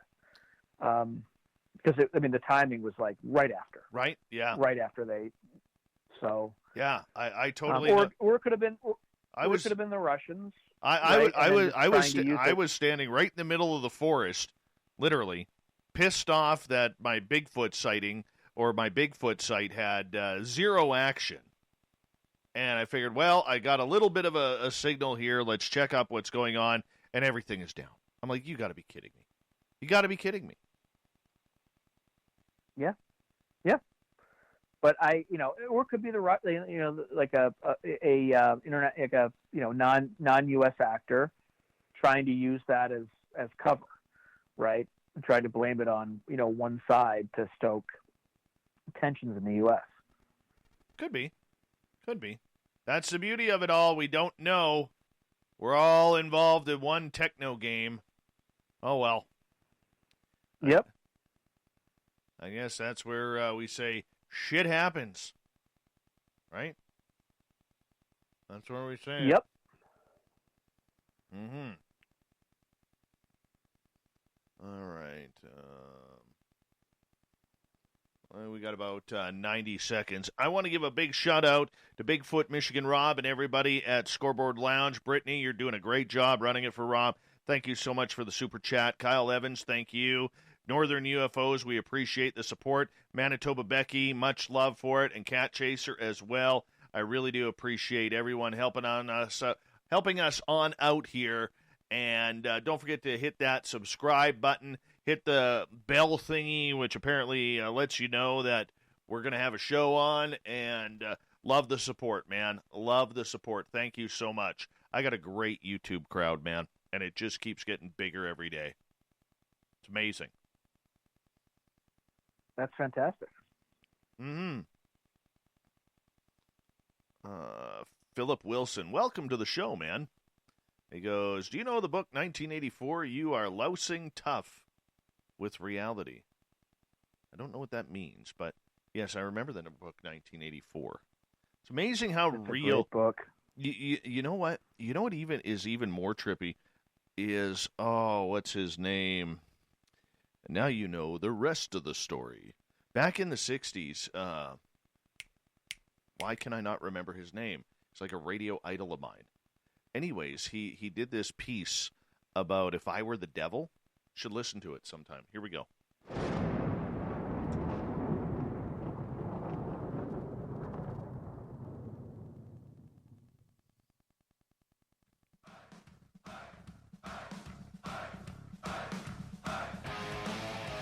We pass the halfway point of Spaced Out Radio tonight.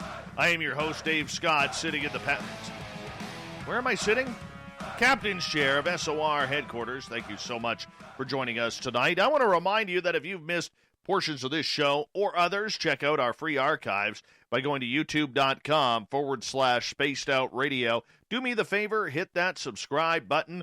Our website is spacedoutradio.com, where we have a plethora of features for you, including rocking out to Bumblefoot and reading up on Captain Shirk's SOR Newswire. Follow us on Twitter at Spaced Out Radio and on Instagram at Spaced Out Radio Show. We continue our great conversation tonight with the author of Weird World War III, Sean Patrick Hazlett. Yeah, we're talking about what would happen if history didn't go the way it normally would, or the way it's been written out in the past. Sean, welcome back.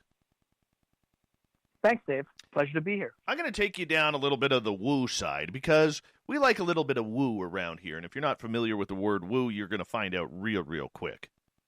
All right? Okay. All right. So woo is about the weird, the strange, and the unusual. And I often think about a lot of this.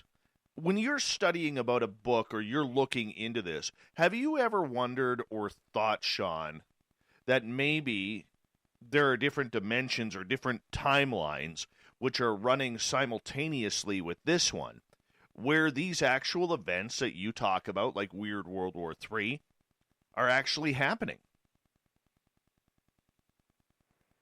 I mean, it's certainly possible, at least on the alternative history side. So, assuming the same laws of physics, the same the way that we conceive that reality works. Now, so that's kind of the alternative history aspect of it. There are also other things in the book that do also still follow the laws of physics and are a little bit more likely or plausible than some of the other stories. So, a story where there's kind of demons infiltrating the U.S. military, as an example. I think that's a little bit less plausible than there's another story in the book that is eminently plausible, that is something that is akin to a really good Black Mirror episode. And that's, the author is Erica Satifka, and her story is, it's a long story, but it's roughly called the Denver Incident. And what it does is it imagines, imagine if there's a video game that's so addictive and so fun to play, and it's a kind of a immersive, augmented reality game. So I don't, if you ever are familiar with like a Pokemon Go, right, where it just, you look through your phone and you see everything that you normally see, but there's little characters in it, etc. So just imagine an augmented reality game that's super addictive. And what this game ultimately does is it gets U.S. military personnel to just do very simple, tiny tasks. We're talking about the butterfly effect that you talked about earlier, which is it's a concept from chaos theory, right? Whereas small butterfly spins, flaps its wings in China, and that causes a flood in the U.S., based on the trigger of events. So what this game does is it gets U.S. service personnel to do just little tiny things, and it has a cascading effect such that the U.S. military, nukes one of its own cities. And, the whole story is written in terms of like a just an oral history of what happened, and it interviews different people who talk about it. And as you're going through the story, what you realize is how plausible that actually is. And of course, everyone suspects the Russians and all that good stuff. And I'm not going to give the rest of the story away, but it's an extremely well done story, and something that, if there were an alternative timeline, is completely and utter completely plausible. Could absolutely happen. The other story, the story that I talked about, the John Langan story, and for those of you who don't know who John Langan is, he is a Bram Stoker Award winner for his book The Fisherman, which is a great book. I think you should all check it out. But his last story is a story we talked about earlier with cosmonauts and astronauts on the moon, and it's 1986. What I didn't mention is, as those folks are on the moon, they're looking down on Earth, which has suffered a limited nuclear exchange between both powers. And they can see the way he describes, the way Earth's atmosphere is swirling and black. It has a really dark mood to the whole story. But with the exception of kind of that third element, that the kind of the alien presence in that story, that's also an eminently plausible, past that could potentially have happened if both sides had continued really pushing the space race, and the Russians had ultimately gone to the moon, or if the Russians had gone to the moon and established a secret moon base that we didn't know about and discovered. So I think there's there's definitely a lot of possibilities to play with that. And, in the kind of that Everett, many worlds theory, it's, a lot of these things are perfectly plausible in some, alternate quantum universe that's branched off and has, changed, trillions of times since then. Do you think that, if I have, let me rephrase this, if you don't mind. Have you been following the entire UFO story over the last couple of years regarding the USS Nimitz and the 3 videos that were released? Okay, Yep. So that the whole UAP phenomena that we're now calling this, we can't identify UFOs with aliens anymore. We're not even supposed to call them UFOs because somehow UFOs has become politically correct. And so on and so forth. It always makes me wonder, we all look at the United States, in the Western world, we all look at the United States as the leaders of this. What do we do? What do we do, Big Daddy? How do we take care of this? And we're waiting for that confirmation. We're waiting for that disclosure. We're waiting for everything. But we also, and myself included, tend to forget. Great Britain's going through the same thing. Japan's going through the same thing. China, Russia. And it all, to me, ties into the space race that is on right now, and potentially any sort of contact that is out there. Do you believe, or do you see the fact that if we are being visited by species from other planets or life forms from other planets right now on Earth, that this could be the potential for the reason why we see a lot of tension going on to try and get back into space and deeper into our own solar system and galaxy? So I'll answer this in different ways, and I'll preface it with, I don't know the answer, but I can speculate on possibilities.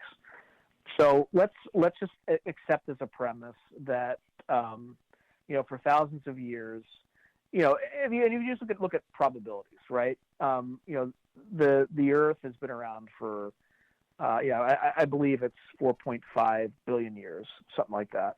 The universe has been, or the galaxy has been around for, many times that.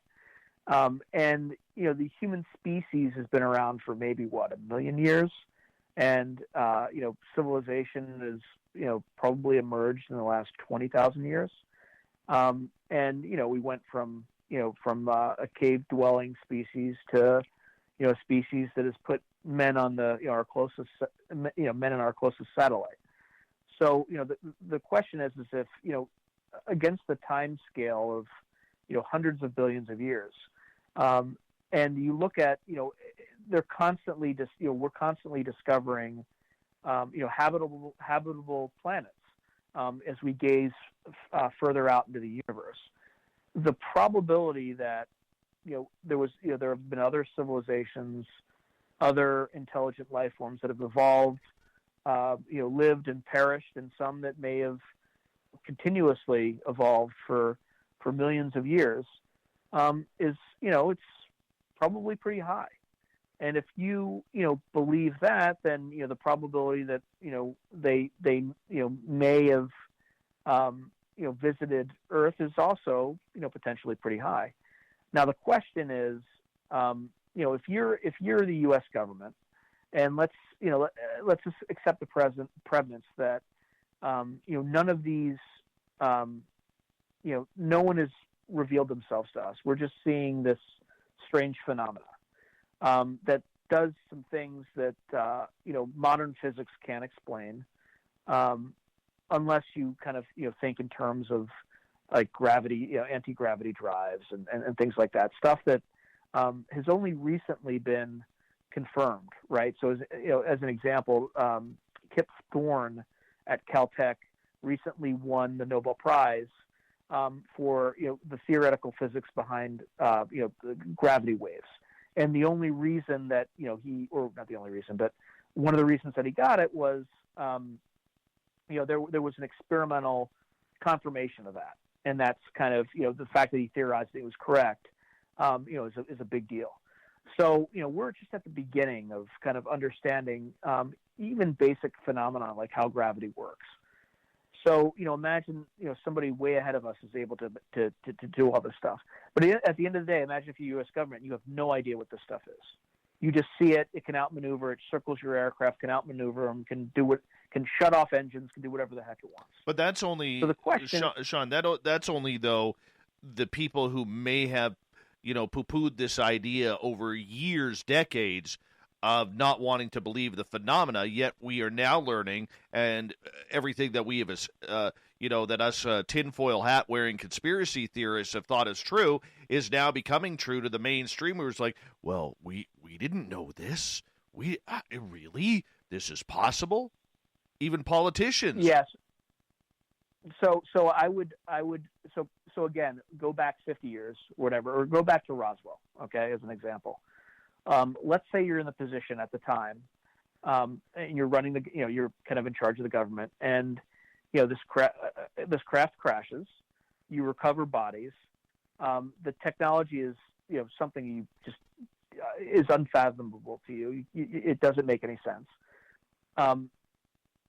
What is your incentive to reveal this to the public, especially and keep in mind this is roughly 20 years after the War of the Worlds phenomena, right, where there was a radio show and talking about an alien invasion, and it caused a panic in the U.S. So with that in the minds of at least the people at that time, you don't know what it is. You've recovered this advanced technology. You don't know if any of your adversaries. It's also in the under the shadow of the Cold War.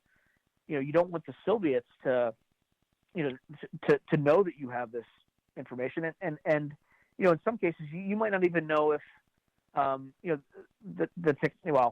if you recovered bodies, you would know it's not the Soviets. But in some cases there might be some stuff flying around. You don't even know if it's the Soviets. But at the end of the day, you're likely to keep it hush hush because you don't really have a good message for the American people. Like, look, we recovered a craft that's more advanced than anything we have. We're completely defenseless. There's nothing we can do about it. We just have to accept it. It's not a great message to send to the American public. At the same time, you buy yourself some time, right? So you get to look at these devices and kind of understand how they work, and then shortly thereafter, there's revolutionary technology that came out. So the transistor I think was invented in kind of the early 1950s. Which, if you're an engineer, right, an electrical engineer, and you look at how those things work, and they're just, to me at least, and again, when I was pursuing my degree, a lot of it is just very counterintuitive. Like, how could somebody have done something this advanced in order just to generate a 1 or 0 signal, right, to get things work? But it revolutionized the computer industry. In fact, it was a huge advantage for us over the Soviets, right? So all our aircraft, had all this digital technology, and they were still using, vacuum tubes and things like that on their aircraft. In fact, when we, in the Cold War, when we were looking at some of their MiGs, we thought they were preparing for a nuclear war because they had, analog, a lot of analog circuitry and no digital. But it turns out that they just hadn't, gone as far as we had in solid state physics. So, at the end of the day, there's also an advantage to keeping it secret because you as a country can, the clock is starting because you may also know that these craft have crashed in other countries and they haven't revealed this information to you. So there's also a desire to try to exploit as much of that technology you can before your competitors do. So, again, it's this cloak of secrecy that drives paranoia that the paranoia that happened during the Cold War. And the other thing that's kind of interesting to note, particularly in the U.S., when there's the riots that have happened, the insurance bill for those riots, insurance companies are predicting that the cost of those riots is the highest in U.S. history. So, if one of your concerns is that by revealing the existence of crashed down UFOs or contact with extraterrestrials or transdimensional beings, who knows, whatever you're talking about. If your fear was of civil unrest, maybe by revealing or slow dripping some of this information, you could help. That would serve as a release valve for all that energy. Maybe by giving people some hope that there's something out there that's, more advanced but benign. And by the way, who knows if it's benign? Like anything out in the world, right? There's things that are good, and there's things that are, things that are in your interest, and the things that are against your interest. And if you were to assume that that if there were alien species out there that are far more advanced than us, some are probably have interest in us. Some of them might be malevolent, and some might see us as ants, and something that's just that just escapes their notice entirely. So I can understand why there's a lot of secrecy, and I understand why there would be a lot of effort to undermine people who bring these things out. And I'm going to go really dark. Imagine. And again, I'm just spinning a scenario. I have no idea if there's any truth to this. But imagine if we made contact in the 50s with these things. Imagine Eisenhower made some sort of a pact, and part of that pact was, you give us technology, we let you experiment on our people. Oh, now you're going back to the Creator Treaty there. Yeah. So imagine if I go dark like that. Imagine what would be unearthed. And in a situation like that, I have to cut you off there because I'm actually quite surprised that you know about that. I don't know why, but I'm kind of caught off guard and excitedly caught off guard that you know about the potential of the Creator Treaty. No, I don't know what the treaty's called, but I know about. I can tell you all about like Bob Lazar stories and things like that. Like I don't know if any of this is true, but it fascinates me too.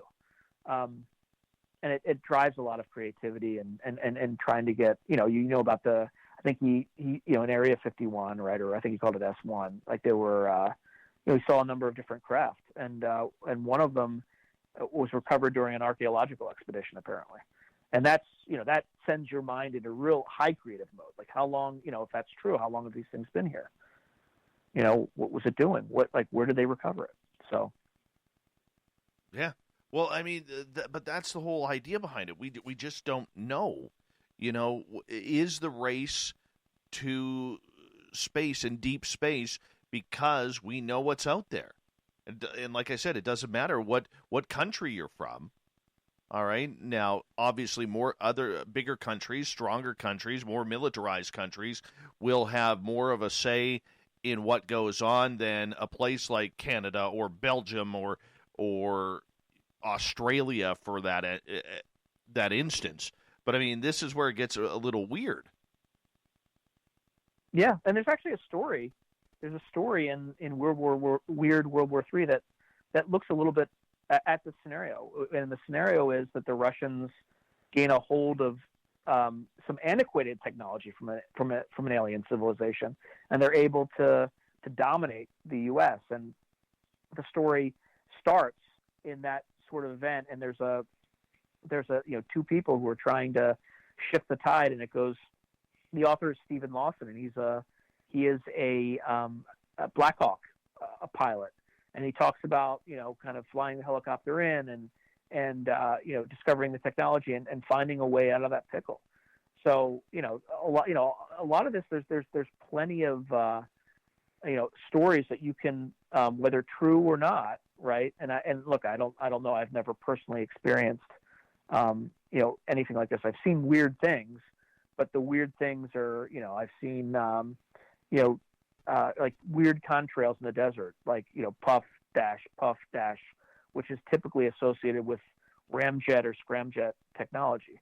And where I was stationed, it was just south of China Lake Naval Weapons Center, where they tested a lot of new technology and things like that that would be classified. So. Yeah, there's just a lot of places where this stuff can go. Unbelievable. We have just over 2 minutes here before we have to go to break. At the top of the hour, Sean Patrick Hazlett is our guest tonight on the show.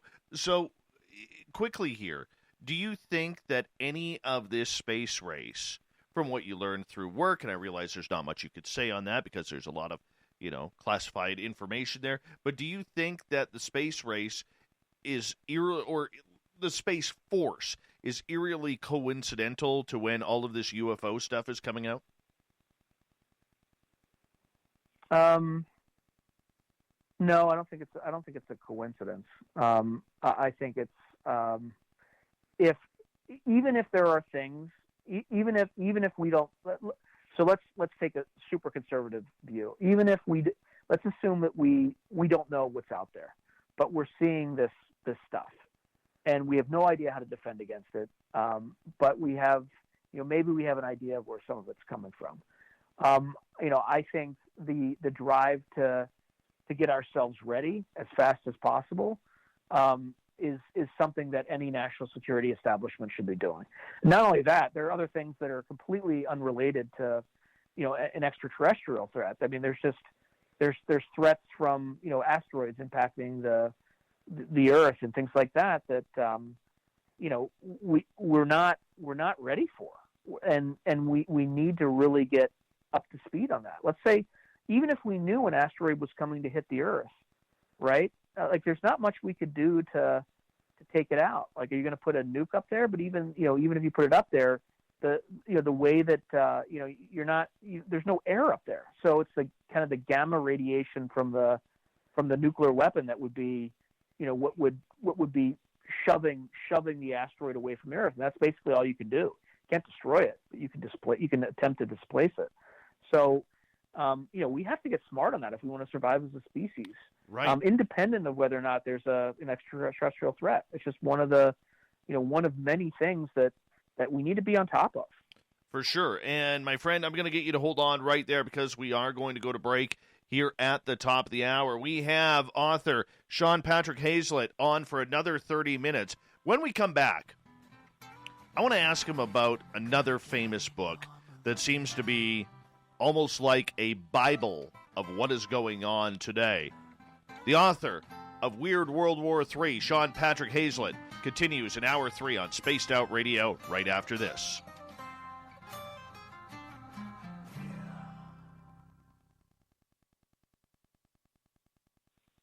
Awesome job so far, man. I'm coming. I'm drawing from every. Oh, you're doing great. Are you having fun though? Piece of real estate from every. Oh, of course.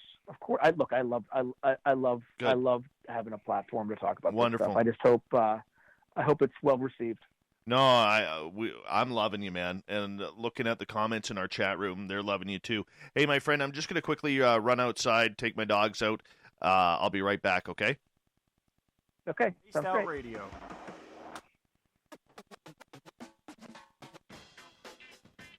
The SOR Vault is open for business, and do we have some cool swag for you to pick up? All you have to do is head over to our website and click on the SOR Vault. You have a variety of cool logos to choose from, and put them on anything you want. T-shirts, hoodies, hats, coffee mugs, you name it, we can get it to you. So do your shopping by supporting the store you love. Get your Spaced Out Radio swag at the SOR Vault today.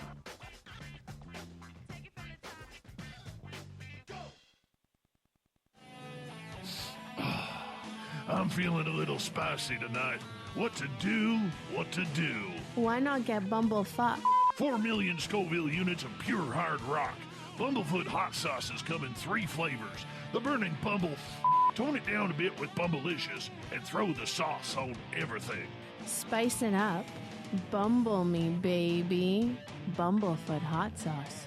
Get it today at kajans.com. Hello, space travelers. It's me again, Carl. Don't forget to join the Space Travelers Club for just $5 a month. And follow Spaced Out Radio on Twitter at Spaced Out Radio. Our Instagram, Dave Scott SOR. Our Facebook page is Spaced Out Radio Show. Our archives are free at youtube.com/Spaced Out Radio. Come woo it up with Spaced Out Radio today. Bye!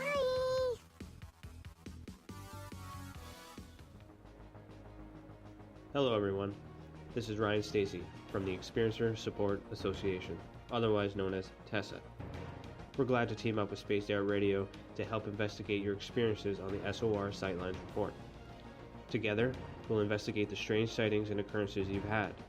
We're looking for answers just like you. So fill out a Sightlines report on the Spaced Out Radio website and let's figure out what's going on together. Hi there, this is the paranormal lawyer Michael W. Hall.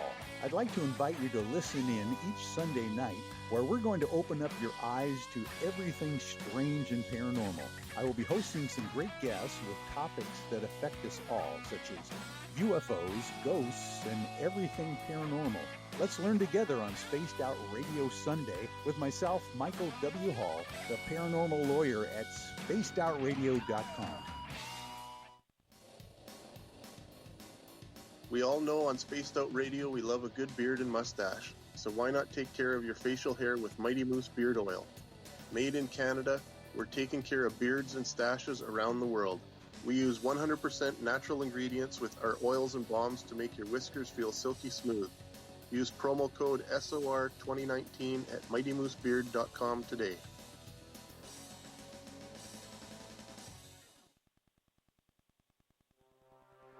We are scouring the world for the most intriguing stories of your day. Take the time to read up on the SOR Newswire, where our team, led by Captain Shirk, will deliver to you some of the best paranormal and supernatural news, along with some stories that will blow your mind from the weird to the wacky. It's the news outside the news that peaks. All right, I'm back. And it's snowing. All right. And it's snowing. Oh, you're going to hate me for saying this, but I envy you. It was 99 degrees where I am. Oh, my God. I envy you. Let's see here. Hold on. What's the temperature? Right now, it is 37 Fahrenheit, 3 degrees Celsius, and snowing. Damn it. Oh, my God. It's Sunday. It's supposed to snow as well. Oh, I don't even have my firewood all ready yet. Son of a gun. The stresses of living in central British Columbia, my friend. This is stressful now. But you live around beautiful mountains, right? I'm assuming, right? I'm on top of the mountains, but there are beautiful mountains around here. Yes. Oh, that's the life. Where are you? I'm in Pleasant Hill, California. So it's the East San Francisco Bay. Mm. So I live in the place where the sky was red for a few days. Oh, yes. That was me 3 years ago. Yeah, I mean, we were mercifully, far enough away from it, but it was pretty eerie. It was like it's like being on Mars in terms of the way everything was just red. We had like a coppery color. It's weird. Yeah, I know what that's like. This year it's just been so damp here. It's actually been good. The only fire smoke we got was in September when the fires were raging in Oregon and Washington and Northern California. It all blew up here. Yeah, was that last year for you or this year? No, that was this year. 3 years ago, I was evacuated from my house for 15 days. Oh God, that's not. Yeah, our entire town was evacuated. Like there were 60 within an hour's drive. There were over 60,000 people evacuated from their homes. Oh wow. Yeah. So it was a little crazy. Not great. No. Yeah, not great. All right, we got 15 seconds left. I want to say thank you we got 131 or 132 people watching on YouTube right now. And thank you to each and every one of you for tuning us in along with our terrestrial affiliates. And I hope you're enjoying this. Here's Hour 3.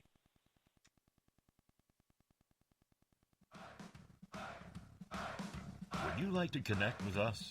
Head to spacedoutradio.com for all your latest show info. Now, back to Dave Scott and SOR. Kicking off the third and final hour of Spaced Out Radio tonight.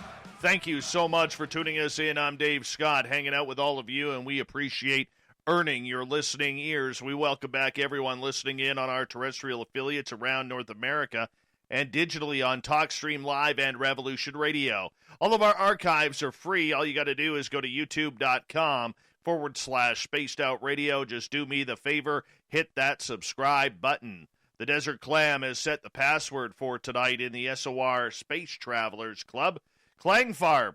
Klangfarb is your password. Use it wisely, Space Travelers, as the Clam sets the password each and every night right here on Spaced Out Radio. Our website is spacedoutradio.com. We have a plethora of features for you, including rocking out to Bumblefoot and reading up on Captain Shirk's SOR Newswire. Follow us on Twitter at Spaced Out Radio and on Instagram at Spaced Out Radio Show. For the final time tonight, we introduce Sean Patrick Hazlett. He's got a great book on Amazon called Weird World War III. And I highly suggest you check this out. It's literally about futurism and what would have happened if the U.S. had gone to war with the Soviet Union. And we bring you back right now, Sean. And I want to ask you, because for a lot of people, myself included, and our listeners, over the last number of years, the last couple of years especially, we all seem to use the reference book of 1984 by George Orwell as almost the exact photocopy of what we're starting to turn into. We're now in a bubble, living in our own bubbles due to COVID.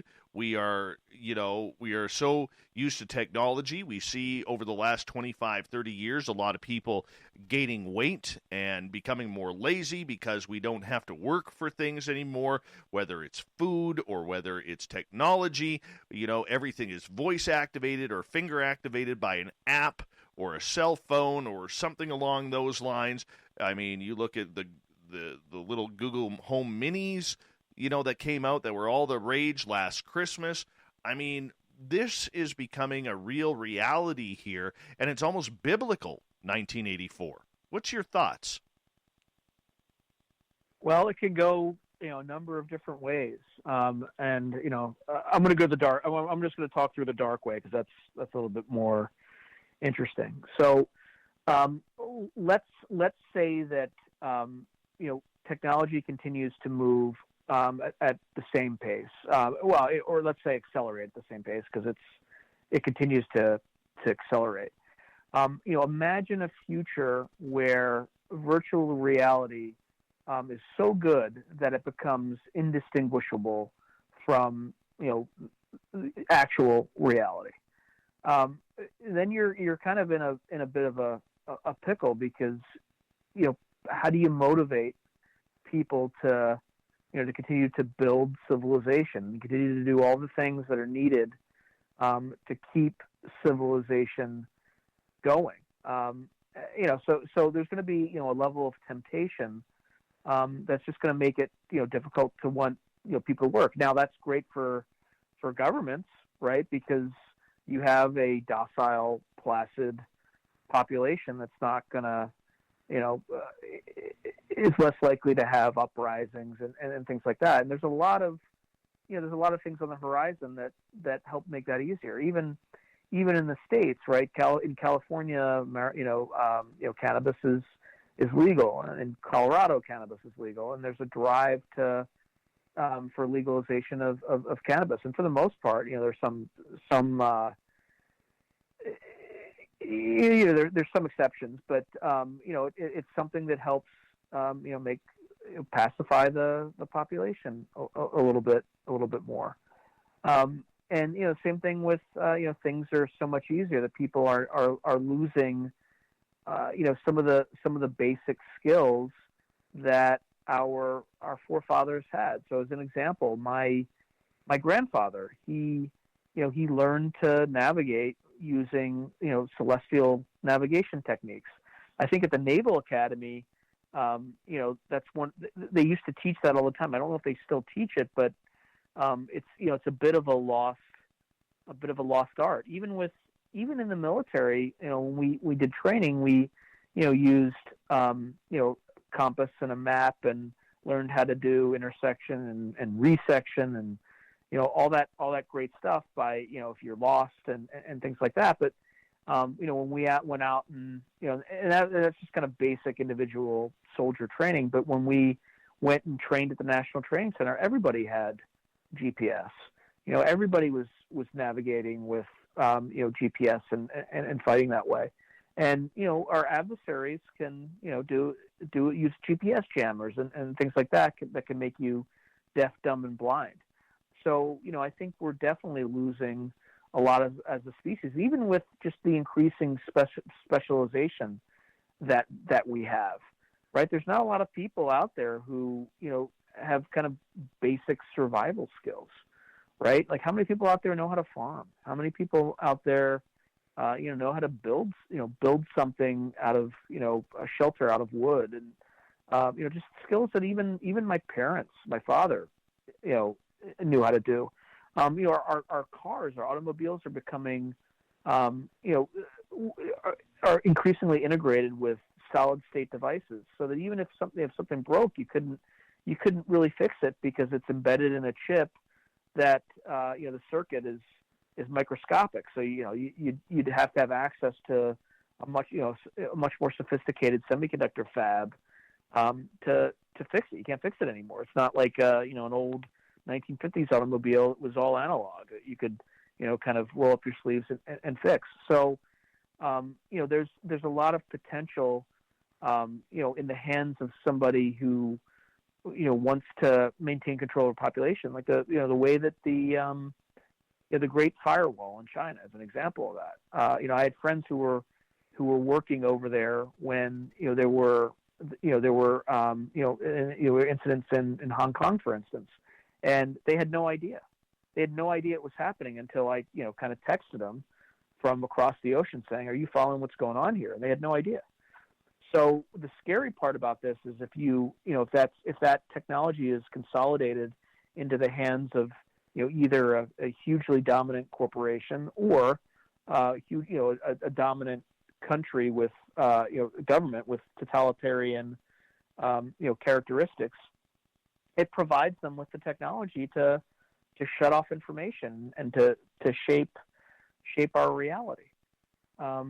So you think about where you get your news sources, right? They probably the majority of them come through a screen. And, have you independently verified everything you get through primary sources? No. So there's some level of trust. And, the more that, an electronic medium becomes the sole source of information you get, the easier it is going to be for somebody to control things. It's the easier it is for people to manipulate history. Like if you're not going and looking at primary documents in a library, right? It's pretty easy to change history, right? We were never at war with East Asia. We were always at war with Eurasia, right? Or et cetera. Like to quote a passage from 1984. War is peace. Freedom is slavery. All the kind of turning things on their head, and also just the ability to get data. Like every click that you make now runs through an algorithm and is monetized and is sold to the highest bidder for to try to predict your behavior, and even to try to steer and influence your behavior into making buying decisions that you might not necessarily have done in the past. Layer on top of that machine learning algorithms, where at some point in the near future you're going to reach the singularity where artificial intelligence is able to do more and or the same or more than a human being is. And then at what point how do we as a species keep up? And the answer is we don't in our current manifestation, right? If you look at what Elon Musk would talk about, you're going to have to start integrating that technology into your biology, and we see signs of that. My daughter has a cochlear implant, which has a chip in her skull and allows her to hear better. Like we're already kind of moving down that path, and it's going to be interesting to see how humanity adapts to it. Even going into space. Let's say we have a Martian colony, right? Over time, the human species itself will continue to evolve, right? You're going to have people who are probably taller, in Martian gravity. You're going to have people who probably weaker, but have other aspects of adaptation that make them more survivable in a Martian or in an adapted Martian climate.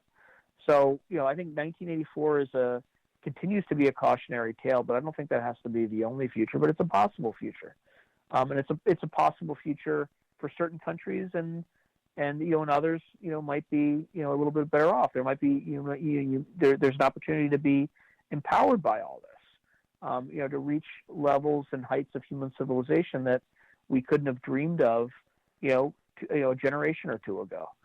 So it's just all about how these technologies evolve over time. But what I'm worried about is it takes, government and it takes society a much longer time to adapt to new technology than it does to develop a new technology. Right. So that goes back to what a long time ago, 30 years ago, Ben Rich, when he was the head of Lockheed Skunk Works, saying that they already have the technology to get ET back home again.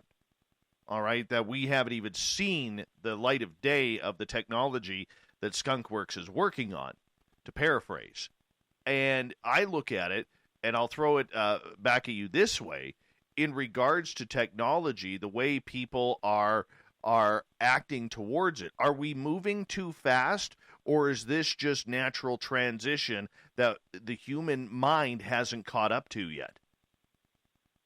I think you can see it from social instability and destabilization. I think we're moving too fast. And even social media, something that's a very simple concept.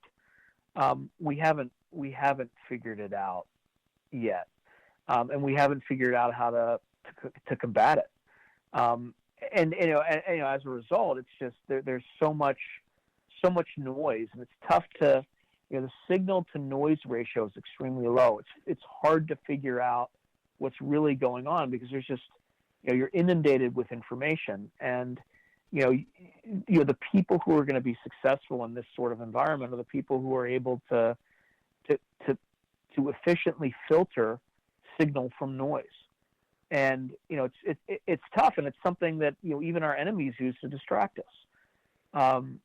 So I feel like it's happening a little fast, and the way that you can see it is just, what are the sources of instability, and what are the accelerants that are being poured onto that fire. And I feel like social media is something that can amplify that. But it's not, like any technology, right? It's not all for ill or for good, right? It just depends on how you use it. And right now it can be potentially highly destabilizing, but it can also be something that helps bring us together. And it's just, we're still figuring it out.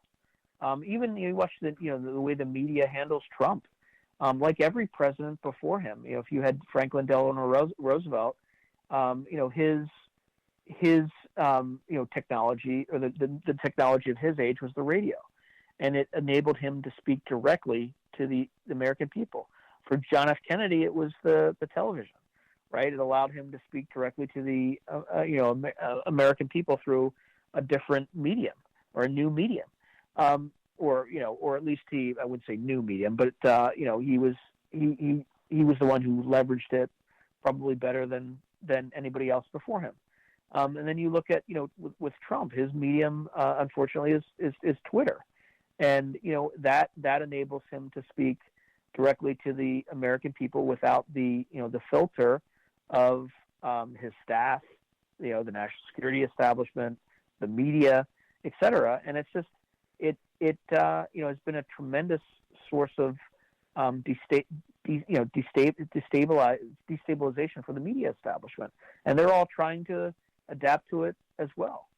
So again, it's this is the way of all new technologies. Right? It was tremendously disruptive during World War I, for instance. Right? You had the machine gun, you had the tank, you had submarines, and during that war, the reason you had mass casualties is that the generals hadn't figured out the technology yet. They were still fighting, the last big war, which was the Civil War and the Russo-Japanese War. And even in the Russo-Japanese War, they had an early preview of what those kind of mass casualties might look like with Gatling guns, and tremendously newly destructive, weapons of war. It's one of those things that society is adapts much slower to new technology, but over time it'll work its way in, and there'll be new technologies that humanity's struggling with, and it's just part and parcel of being a human. We have just about 6 minutes here left with you tonight, and there is just so much going on that we could probably continue this discussion for another 3-4 hours. In the end, let's bring it back to the people, okay? Because no matter what the policy are, whatever the technology is, people still have the ability to think for themselves, and that thinking can change things. I mean, there is a positive to this, is there? There is, because these tools give an individual human being, much more,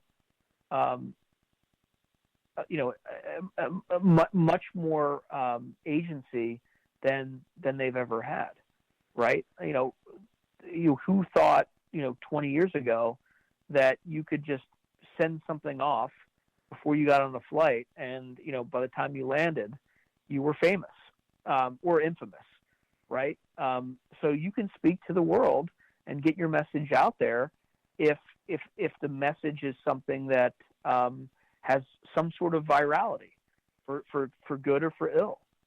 So there's definitely a positive message in all this, and even in what I'm doing right now, which is getting the word out for a book that I edited that I'm very proud of and that I think people would enjoy. I'm using a medley of all sorts of different technologies to do it, right? I'm using social media. I'm using the internet. I'm using, I'm talking on a radio show that's also on YouTube. That, there are ways that people like me wouldn't have had the opportunity to do, even 25 years ago. Like my father never had the same opportunities that I had. And this technology is a real multiplier in terms of being able to communicate and share things with the rest of the world.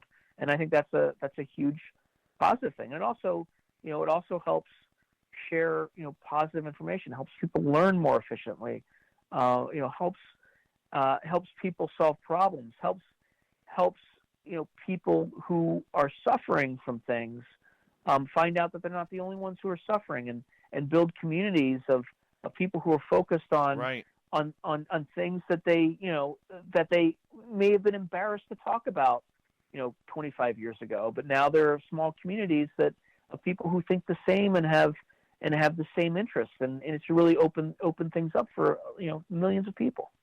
Well, the other thing too is we got 3 minutes left that I have noticed is a lot of city people now are looking to get out. They have had enough. People are getting burnt out faster. They're tired, whether it's the media, whether it's social media, everything. Like, I live in a community of 1,800, and over the last 6 months, there has been an absolute influx of housing sales around here in order for people from what we call the Lower Mainland near Vancouver, moving up north because they just can't handle the city anymore. They can't handle the local politics. They can't handle the rush hour. They can't handle the traffic, the attitude of other people, so on and so forth.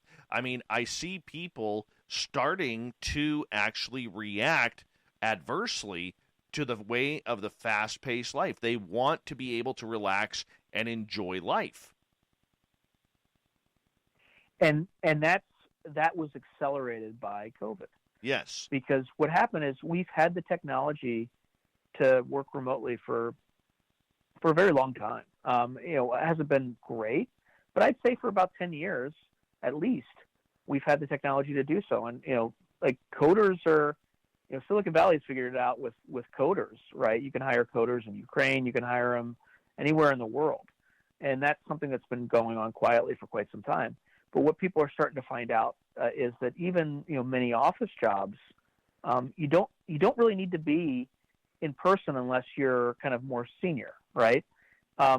So in the short run, that is great for people who want to get away from the city and want to avoid a commute. Even myself, I've saved 3 hours a day, and with those 3 hours, I was able to.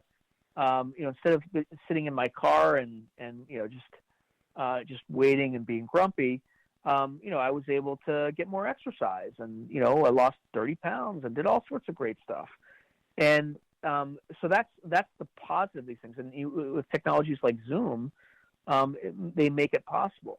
Now there's a flip side to that too. So if you're running a company and you have all these people in an extremely expensive location who have higher salaries. They're, in the next several years, they're going to, if not already, they're going to see the fact that there's a nearshoring or labor arbitrage opportunity.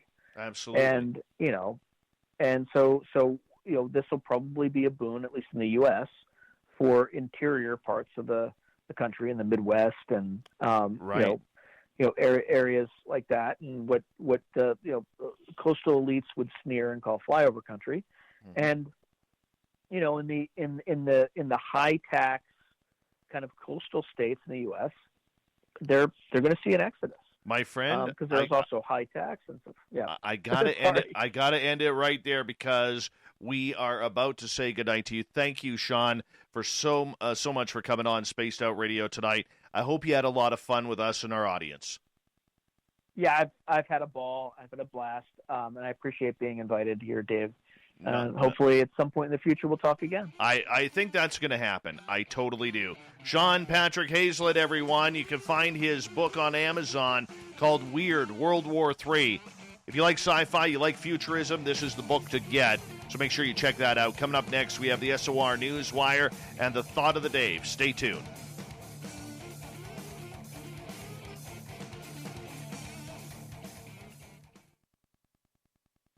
Great job, Sean. Great job. Let's Thank you so give much you a for few inviting claps. There you go. A few claps for you. Honestly, great interview. You're a brilliant speaker, a brilliant guest, and I would love the opportunity to have you back on again. Yeah, just let me know when, and I can make it happen. When can I find a recording of this and all that good stuff so I can promote it myself? Well, we're both on Pacific time. The podcast version, which is unedited, because I don't edit anything. We're always live to tape. Yep. So you'll be able to hear you and I having this conversation right now. It'll be up. Okay. Maybe. Probably about 12:20, and then the YouTube version will be up probably around 1:00. Okay, and is that also the unedited version? Yeah, we don't edit anything here. Everything is live to tape. Okay, and there's no edited version whatsoever, right? Nope. We keep it clean, unedited, so that way nobody could ever say to us that we're doctoring audio. Okay. Yeah, I don't think we said anything, or I said anything, or you said anything crazy, even off radio. So. Yep, for sure. That's great.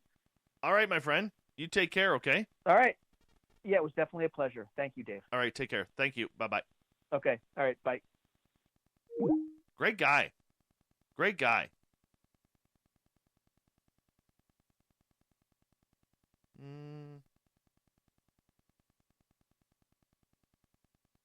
Sorry, John, just getting caught up here with your tweets.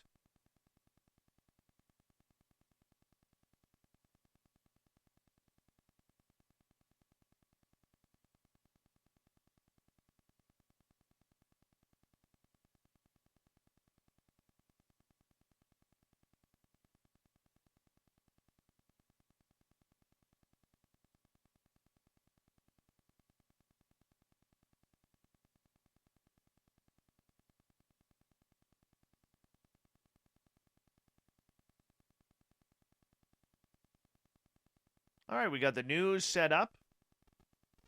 And let's see here. Oh, that clown, Marty.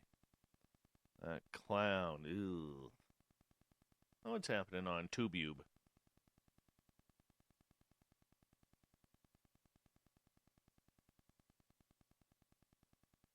Yeah, we don't edit anything around here.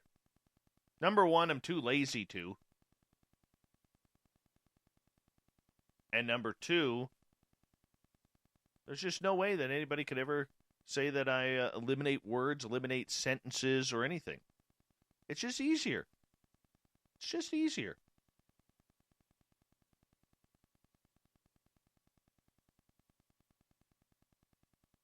Do-do-do-do-do.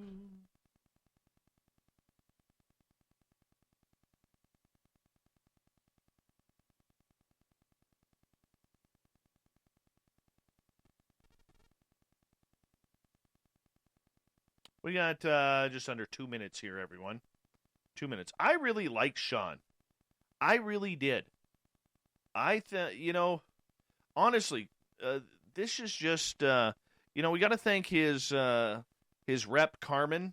Oh, Kristen Alberg. Why did you do that? Thank you so much for the beautiful super chat. I appreciate it. And Kristen, by the way, I read every word that you sent to me on Facebook. And I just want to say thank you for that. Much love to you and your family as well. And son of a gun, we forgot to ask. My ADD just kicked in. We forgot to ask about breakfast for dinner and Team Stump. That's all right, Gil.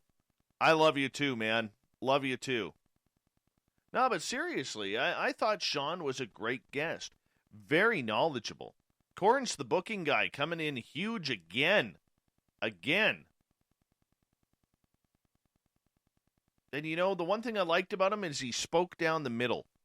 There was no political leaning, no governmental leaning, or anything like that. He spoke right down the middle. I thought it was fantastic. Hey, Burrito, how you doing?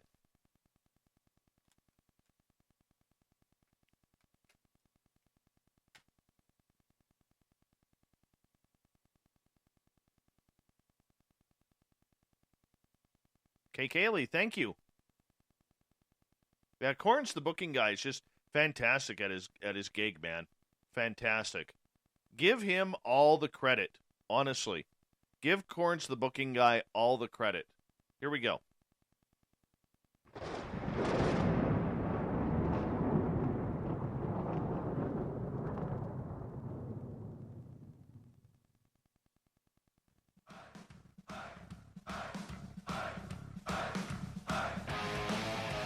We've rounded third. We're heading for home tonight on Spaced Out Radio. I'm your host, Dave Scott, sitting in the captain's chair of SOR headquarters. Thank you so much for joining us tonight. I want to remind you that if you have missed portions of this show or others, check out our free archives by going to youtube.com/Spaced Out Radio. Do me the favor, hit that subscribe button. Our website is spacedoutradio.com, where we have a plethora of features for you, including rocking out to Bumblefoot and reading up on Captain Shirk's SOR Newswire. Follow us on Twitter at Spaced Out Radio and on Instagram at Spaced Out Radio Show. Speaking of the news,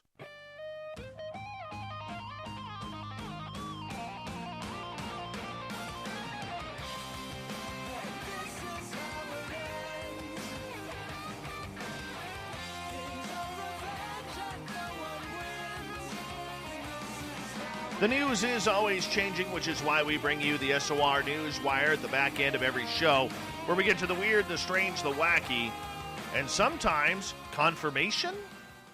A retired Air Force official in charge of one of its most famous UFO research efforts said before his death last year that the effort may have been scuttled not because it was fruitless, but just the opposite. In a new clip for the documentary The Phenomena, Lieutenant Colonel Robert Friend pointed to a sudden closure of Project Blue Book in 1969, which would suggest what? He asked before answering his own question.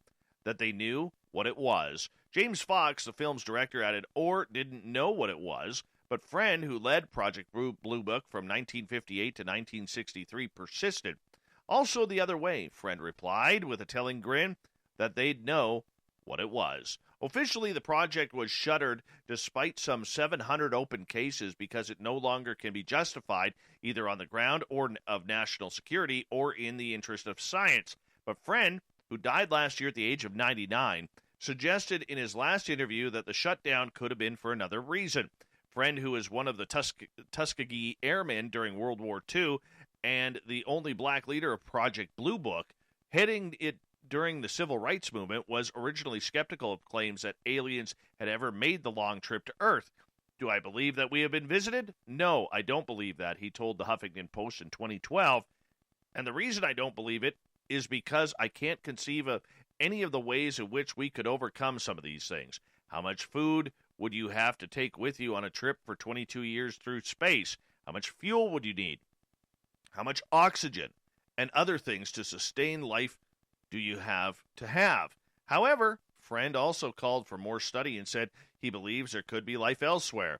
I think that at any time there's a possibility of scientific pay dirt from studying these phenomena, that yes, it would be much better if the government or some other agency was to take on these things and pursue the scientific aspects of it. More recently, revelations indicate that the U.S. government's interest in UFOs didn't end with Project Blue Book, but have continued in other forms, much of it which is detailed in the Phenomena movie. Moving on, let's do this thing.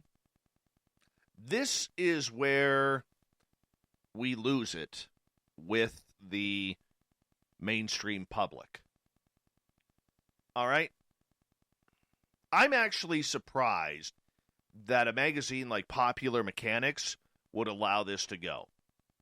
So anyways, if you recall the interview last Sunday that Fox News anchor Maria Bartiromo asked Trump, can you explain why the Department of Defense has set up a UFO task force?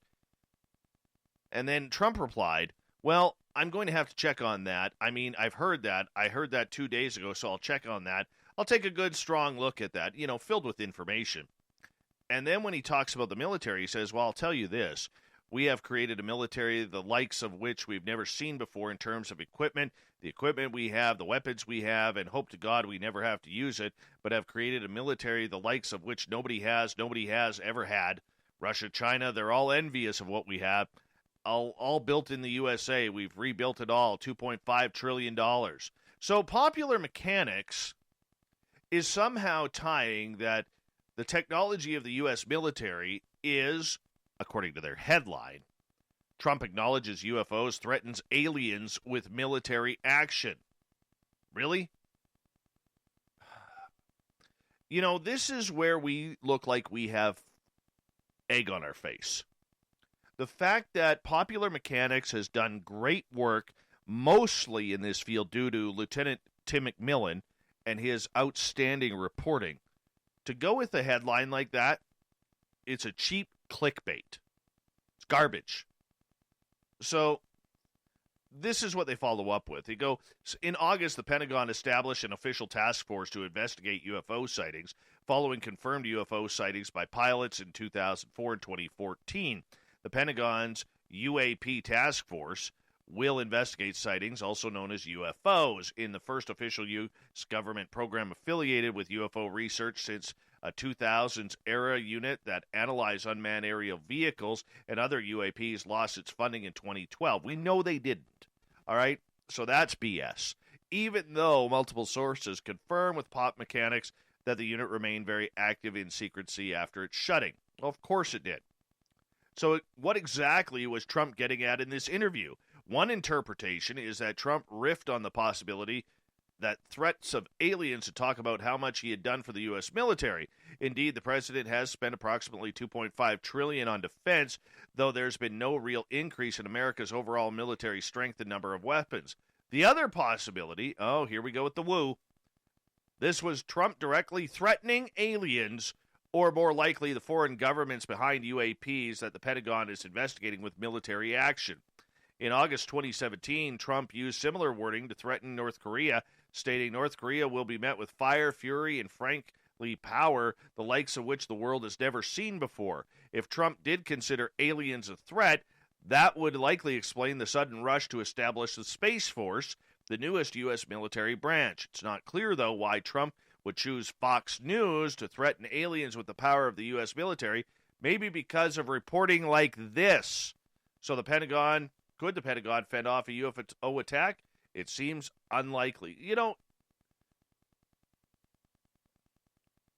This is today's so-called journalism, and I will guarantee that Mr. Kyle Mizukami is not even a journalist, but probably someone who just writes a bunch of stuff.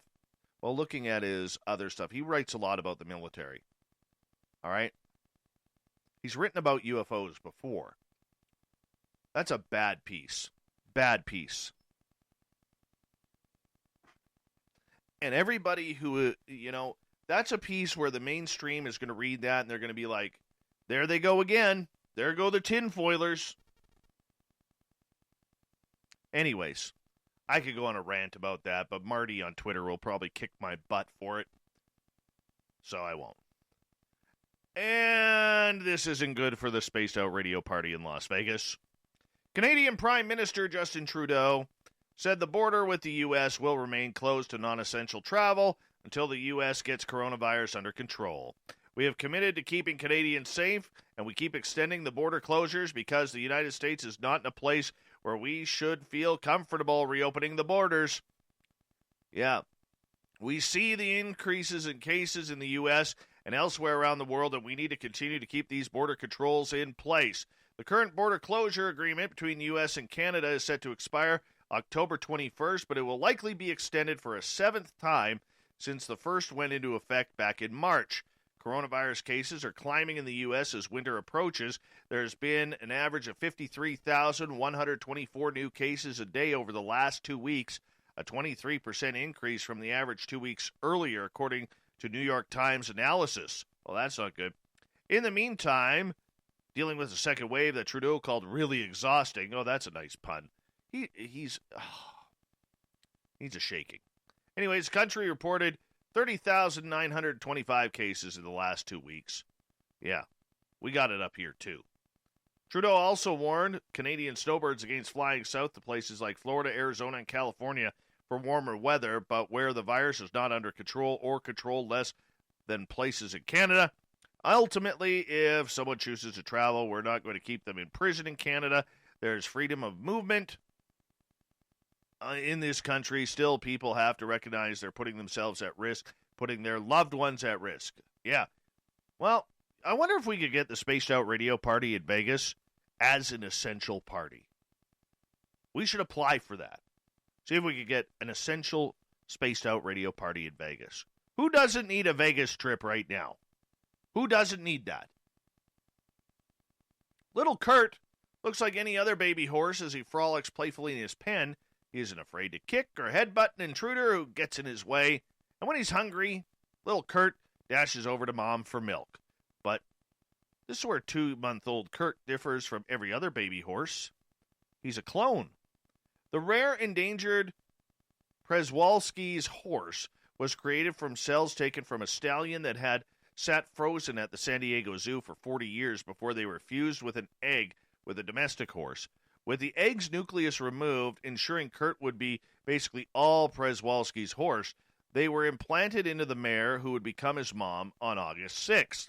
The results, officials say, was the world's first cloned Przewalski's horse.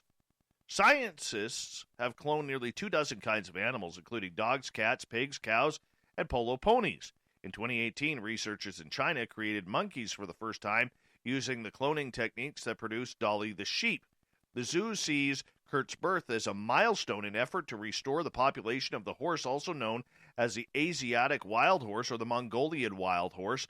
The small, stocky animals, they stand only about 4 to 5 feet tall at the withers, are believed extinct in the wild and number only about 2,000 in zoos and wildlife habitats. Their limited gene pool puts them at reproductive disadvantage. This colt is expected to be one of the most genetically important individuals of his species.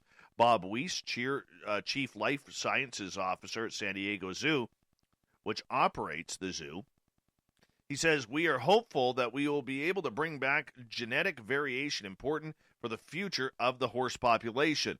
Although only 2 months old, Kurt's birth was made possible in 1980 when cells were taken from a 5-year-old stallion and put in a deep freeze at San Diego's Frozen Zoo facility. His father died in 1998.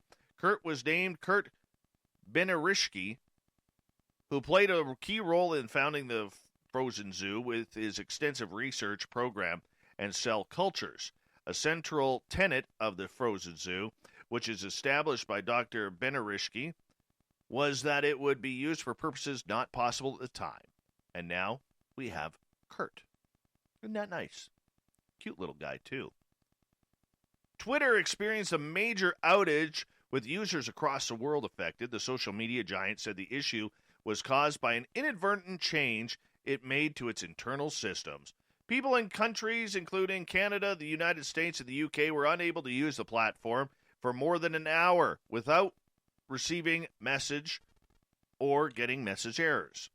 The service was later largely restored, and the California-based company said the site should be working for all of its users, which it seems to be working now. According to downdetector.com, reports of the problem with Twitter began to spike at about 21:30 General Mountain Time. It said users from around the world had reported being able to unable to use the platform. Well, good journalism there in repeating the wording. Anyways, in the U.S., there were tens of thousands of reports. I couldn't get a tweet out. No, it was blocking. I still think, you know what, with this, I still think it has something to do with YouTube and them purging a bunch of channels again. I really do. Maybe I'm wrong. Maybe I'm wrong. All right? So I just think that it has something to do with YouTube's purge because this always seems to happen. When one goes down, all the others go down as well. Let's continue on. Last week, Craving Sweets, Colin Purrington remembered the Twinkies. He purchased them back in 2012 for sentimental reasons when he heard that Hostess Brands was going bankrupt and Twinkies might disappear forever. When there's no desserts in your house, you get desperate, says Purrington, who went down to the basement and retrieved the old box of snack cakes, fully intending to eat them. He busted out the Twinkies now instead of waiting a couple more years, in part because he was just so bored with the pandemic. It's terrible, but it's just mind-numbing after a while. Like many people, Purrington believed Twinkies are basically immortal, although the official shelf life is 45 days. He removed a Twinkie from the box, unwrapped it, it looked fine, took a bite, then retched. Tasted like an old sock, he says. Not that I've ever eaten an old sock. That's when he examined the other Twinkies. Two looked weird. One had a dark-colored blemish on the side of it, the size of a quarter. The other Twinkie was completely transformed. It was gray, shrunken, and wrinkly, much like my ex-wife. Like a dried morel mushroom. He posted photos on Twitter, and they caught the attention of two scientists, Brian Lovett and Matt Kaysen, who study fungi at Western Virginia University in Morgantown. Matt is going to want that Twinkie, though, Lovett, in the instant he saw the mummified one. That's because in the past their lab has tested how well molds grow in Peeps, the classic Easter treat. Fungi actually found it difficult to survive in Peeps because of the food's low water content. Who eats Peeps anyways? Those things are disgusting. You know, you grab a bunch of them, you roll them up, and you pretty much have a golf ball there. Anyways, Casson notes the food industry has crafted the ability to make foods that have a longer shelf life. Still, Casson says fungi are everywhere and have an amazing set of chemical tools that lets them break down all kinds of substances. You find fungi growing on jet fuel, he said. The researchers immediately thought some kind of fungus was involved in attacking the 8-year-old Twinkies because they've studied fungi that kill insects and dry them out in a similar way. Plus, the reddish blotch on one of the Twinkies seemed to have a growth pattern that's typical of fungi. Basically, it looks like a giant mole. Anyways, they reached out to Purrington, who was only too happy to mail them the Twinkies immediately. Science is a collaborative sport, he says. If someone could take this and figure out what is actually growing, I'm all in. I really want to know what species exactly was eating my Twinkies. Moving on, firefighters and paramedics in Florida finished mowing a man's lawn after treating him for heat exhaustion he suffered while mowing it. The Fort Lauderdale Fire Rescue said they immediately treated the Army veteran and cooled him off. Prince Pinkney, an Army veteran in his 80s, God bless him, was working on his yard Monday when he started feeling ill and his leg, which has never fully recovered from a stroke years ago, gave out on him. The rescued crew arrived within minutes after a passerby who saw Pinkney on the ground and his wife struggling to hold him up called for help. After they were treated, one of the paramedics began finishing cutting the lawn as cell phone video captured the awesome moment. Pinkney and his wife thanked the firefighters and paramedics who took the photo with them afterwards. The veteran served as a missile tech in Vietnam, and the first responders said they appreciated Pinkney's service to the country. Their story is amazing in itself, Fire Rescue Captain Terry Mailer said. Their age, what they've gone through, his history as a veteran serving this country. If that doesn't move you to go ahead and do what you're capable of, then nothing will. And finally, I don't know if you saw this video, but a Zamboni in New York was caught on camera bursting into flames, and the badass driver literally got it off the ice while it's burning. This guy had pucks of steel, if you know what I'm saying. The incident occurred this past Wednesday during a youth hockey practice while the driver was on the Zamboni trying to clean the ice at Bill Gray's Regional Iceplex in New York.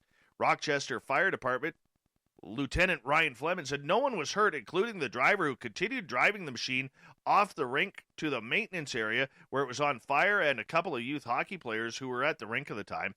The incident, which has over 500,000 views on social media, was sparked by leaking hydraulic fluid. Oh, that's terrible. Terrible.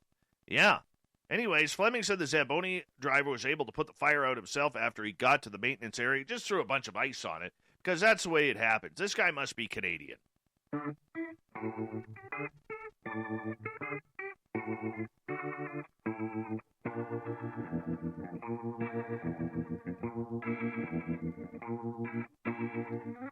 Thought of the Dave happens every night at this time, where we ask a question on our Facebook and Twitter pages, then read your responses on the air because we love the audience participation around here. Today's Thought of the Dave is as follows. If you could change one past world event to change the future, tell me what it would be. Cheryl, I would sink Columbus's fleet. Sylvia, the gas chambers and all of those World War II horrors. Chris, 9/11. Too many died because of that. John, erase the assassination of JFK. Jerry, to have Hitler die in battle during World War I. Yeah, that would have been a good one. James, thought of the Dave Scott. Why is Twitter down? Oh, I know, James, I know. Farmer Robert, splitting the atom. It will come back to haunt us. It's a lot to think about, Dave, says Kimberly. Choices are limited. Joe, I'm torn between two choices. If Atlantis had not been destroyed, we'd probably have flying cars right now, and I'm not going to say the second part to that one. Nick, the beer hunter by my house never closed down, and I could go for my ghost pepper wings and electric unicorn. Lisa, if the discovery of the New World had went more to embrace the First Nation people and their ideas, I think we'd be in a far different world today. Nikki wants JFK's death reversed. Nicole, I'd stop at the Great Library of Alexandria from burning and save all that lost ancient knowledge. Mandy, no money. Edie, yeah, well, then I'm not saying that. And Tom, Marx wouldn't have written Das Kapital or the Communist Manifesto. Stephen, time travel paradox. Gabe, whatever it takes to stop COVID-19. Kevin gets the final word. I would have had Steven Spielberg make Close Encounters of the Third Kind into a musical. Thank you to everybody participating in the Thought of the Day. We will do it all again tomorrow on Twitter and Facebook. And thank you to Captain Shirk for wonderful news. Once again, you can find it all at spacedoutradio.com. And the pleasure of interviewing tonight, Sean Patrick Hazlett. Check him out on Amazon. We got Mr. Ron Bumblefoot Thal rocking in the background with Little Brother is Watching. Bumblefoot is the official music of Spaced Out Radio, rocking us in and out of every single show. Get your horns up for the guitar god himself. Special thanks to everybody listening in at home, in your cars, at work, wherever you may be. Thank you so much if you're in our chat rooms on YouTube, Spreaker, LGAB, Revolution Radio, Facebook, the Space Travelers Club on our website, and of course, all the snarkers and snarkettes playing along on Twitter at hashtag Spaced Out Radio.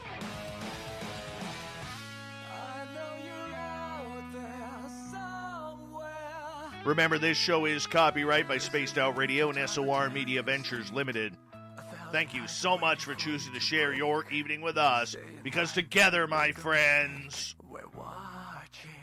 we own the night. Mr. Bumblefoot, we need a favor. We need you to take us home.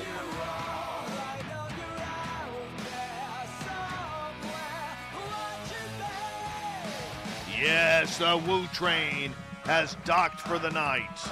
But tomorrow, my friends, we shall ride again. Your seats are always available. Your tickets never expire. And if you want to bring a friend, we got room for them too. Good night.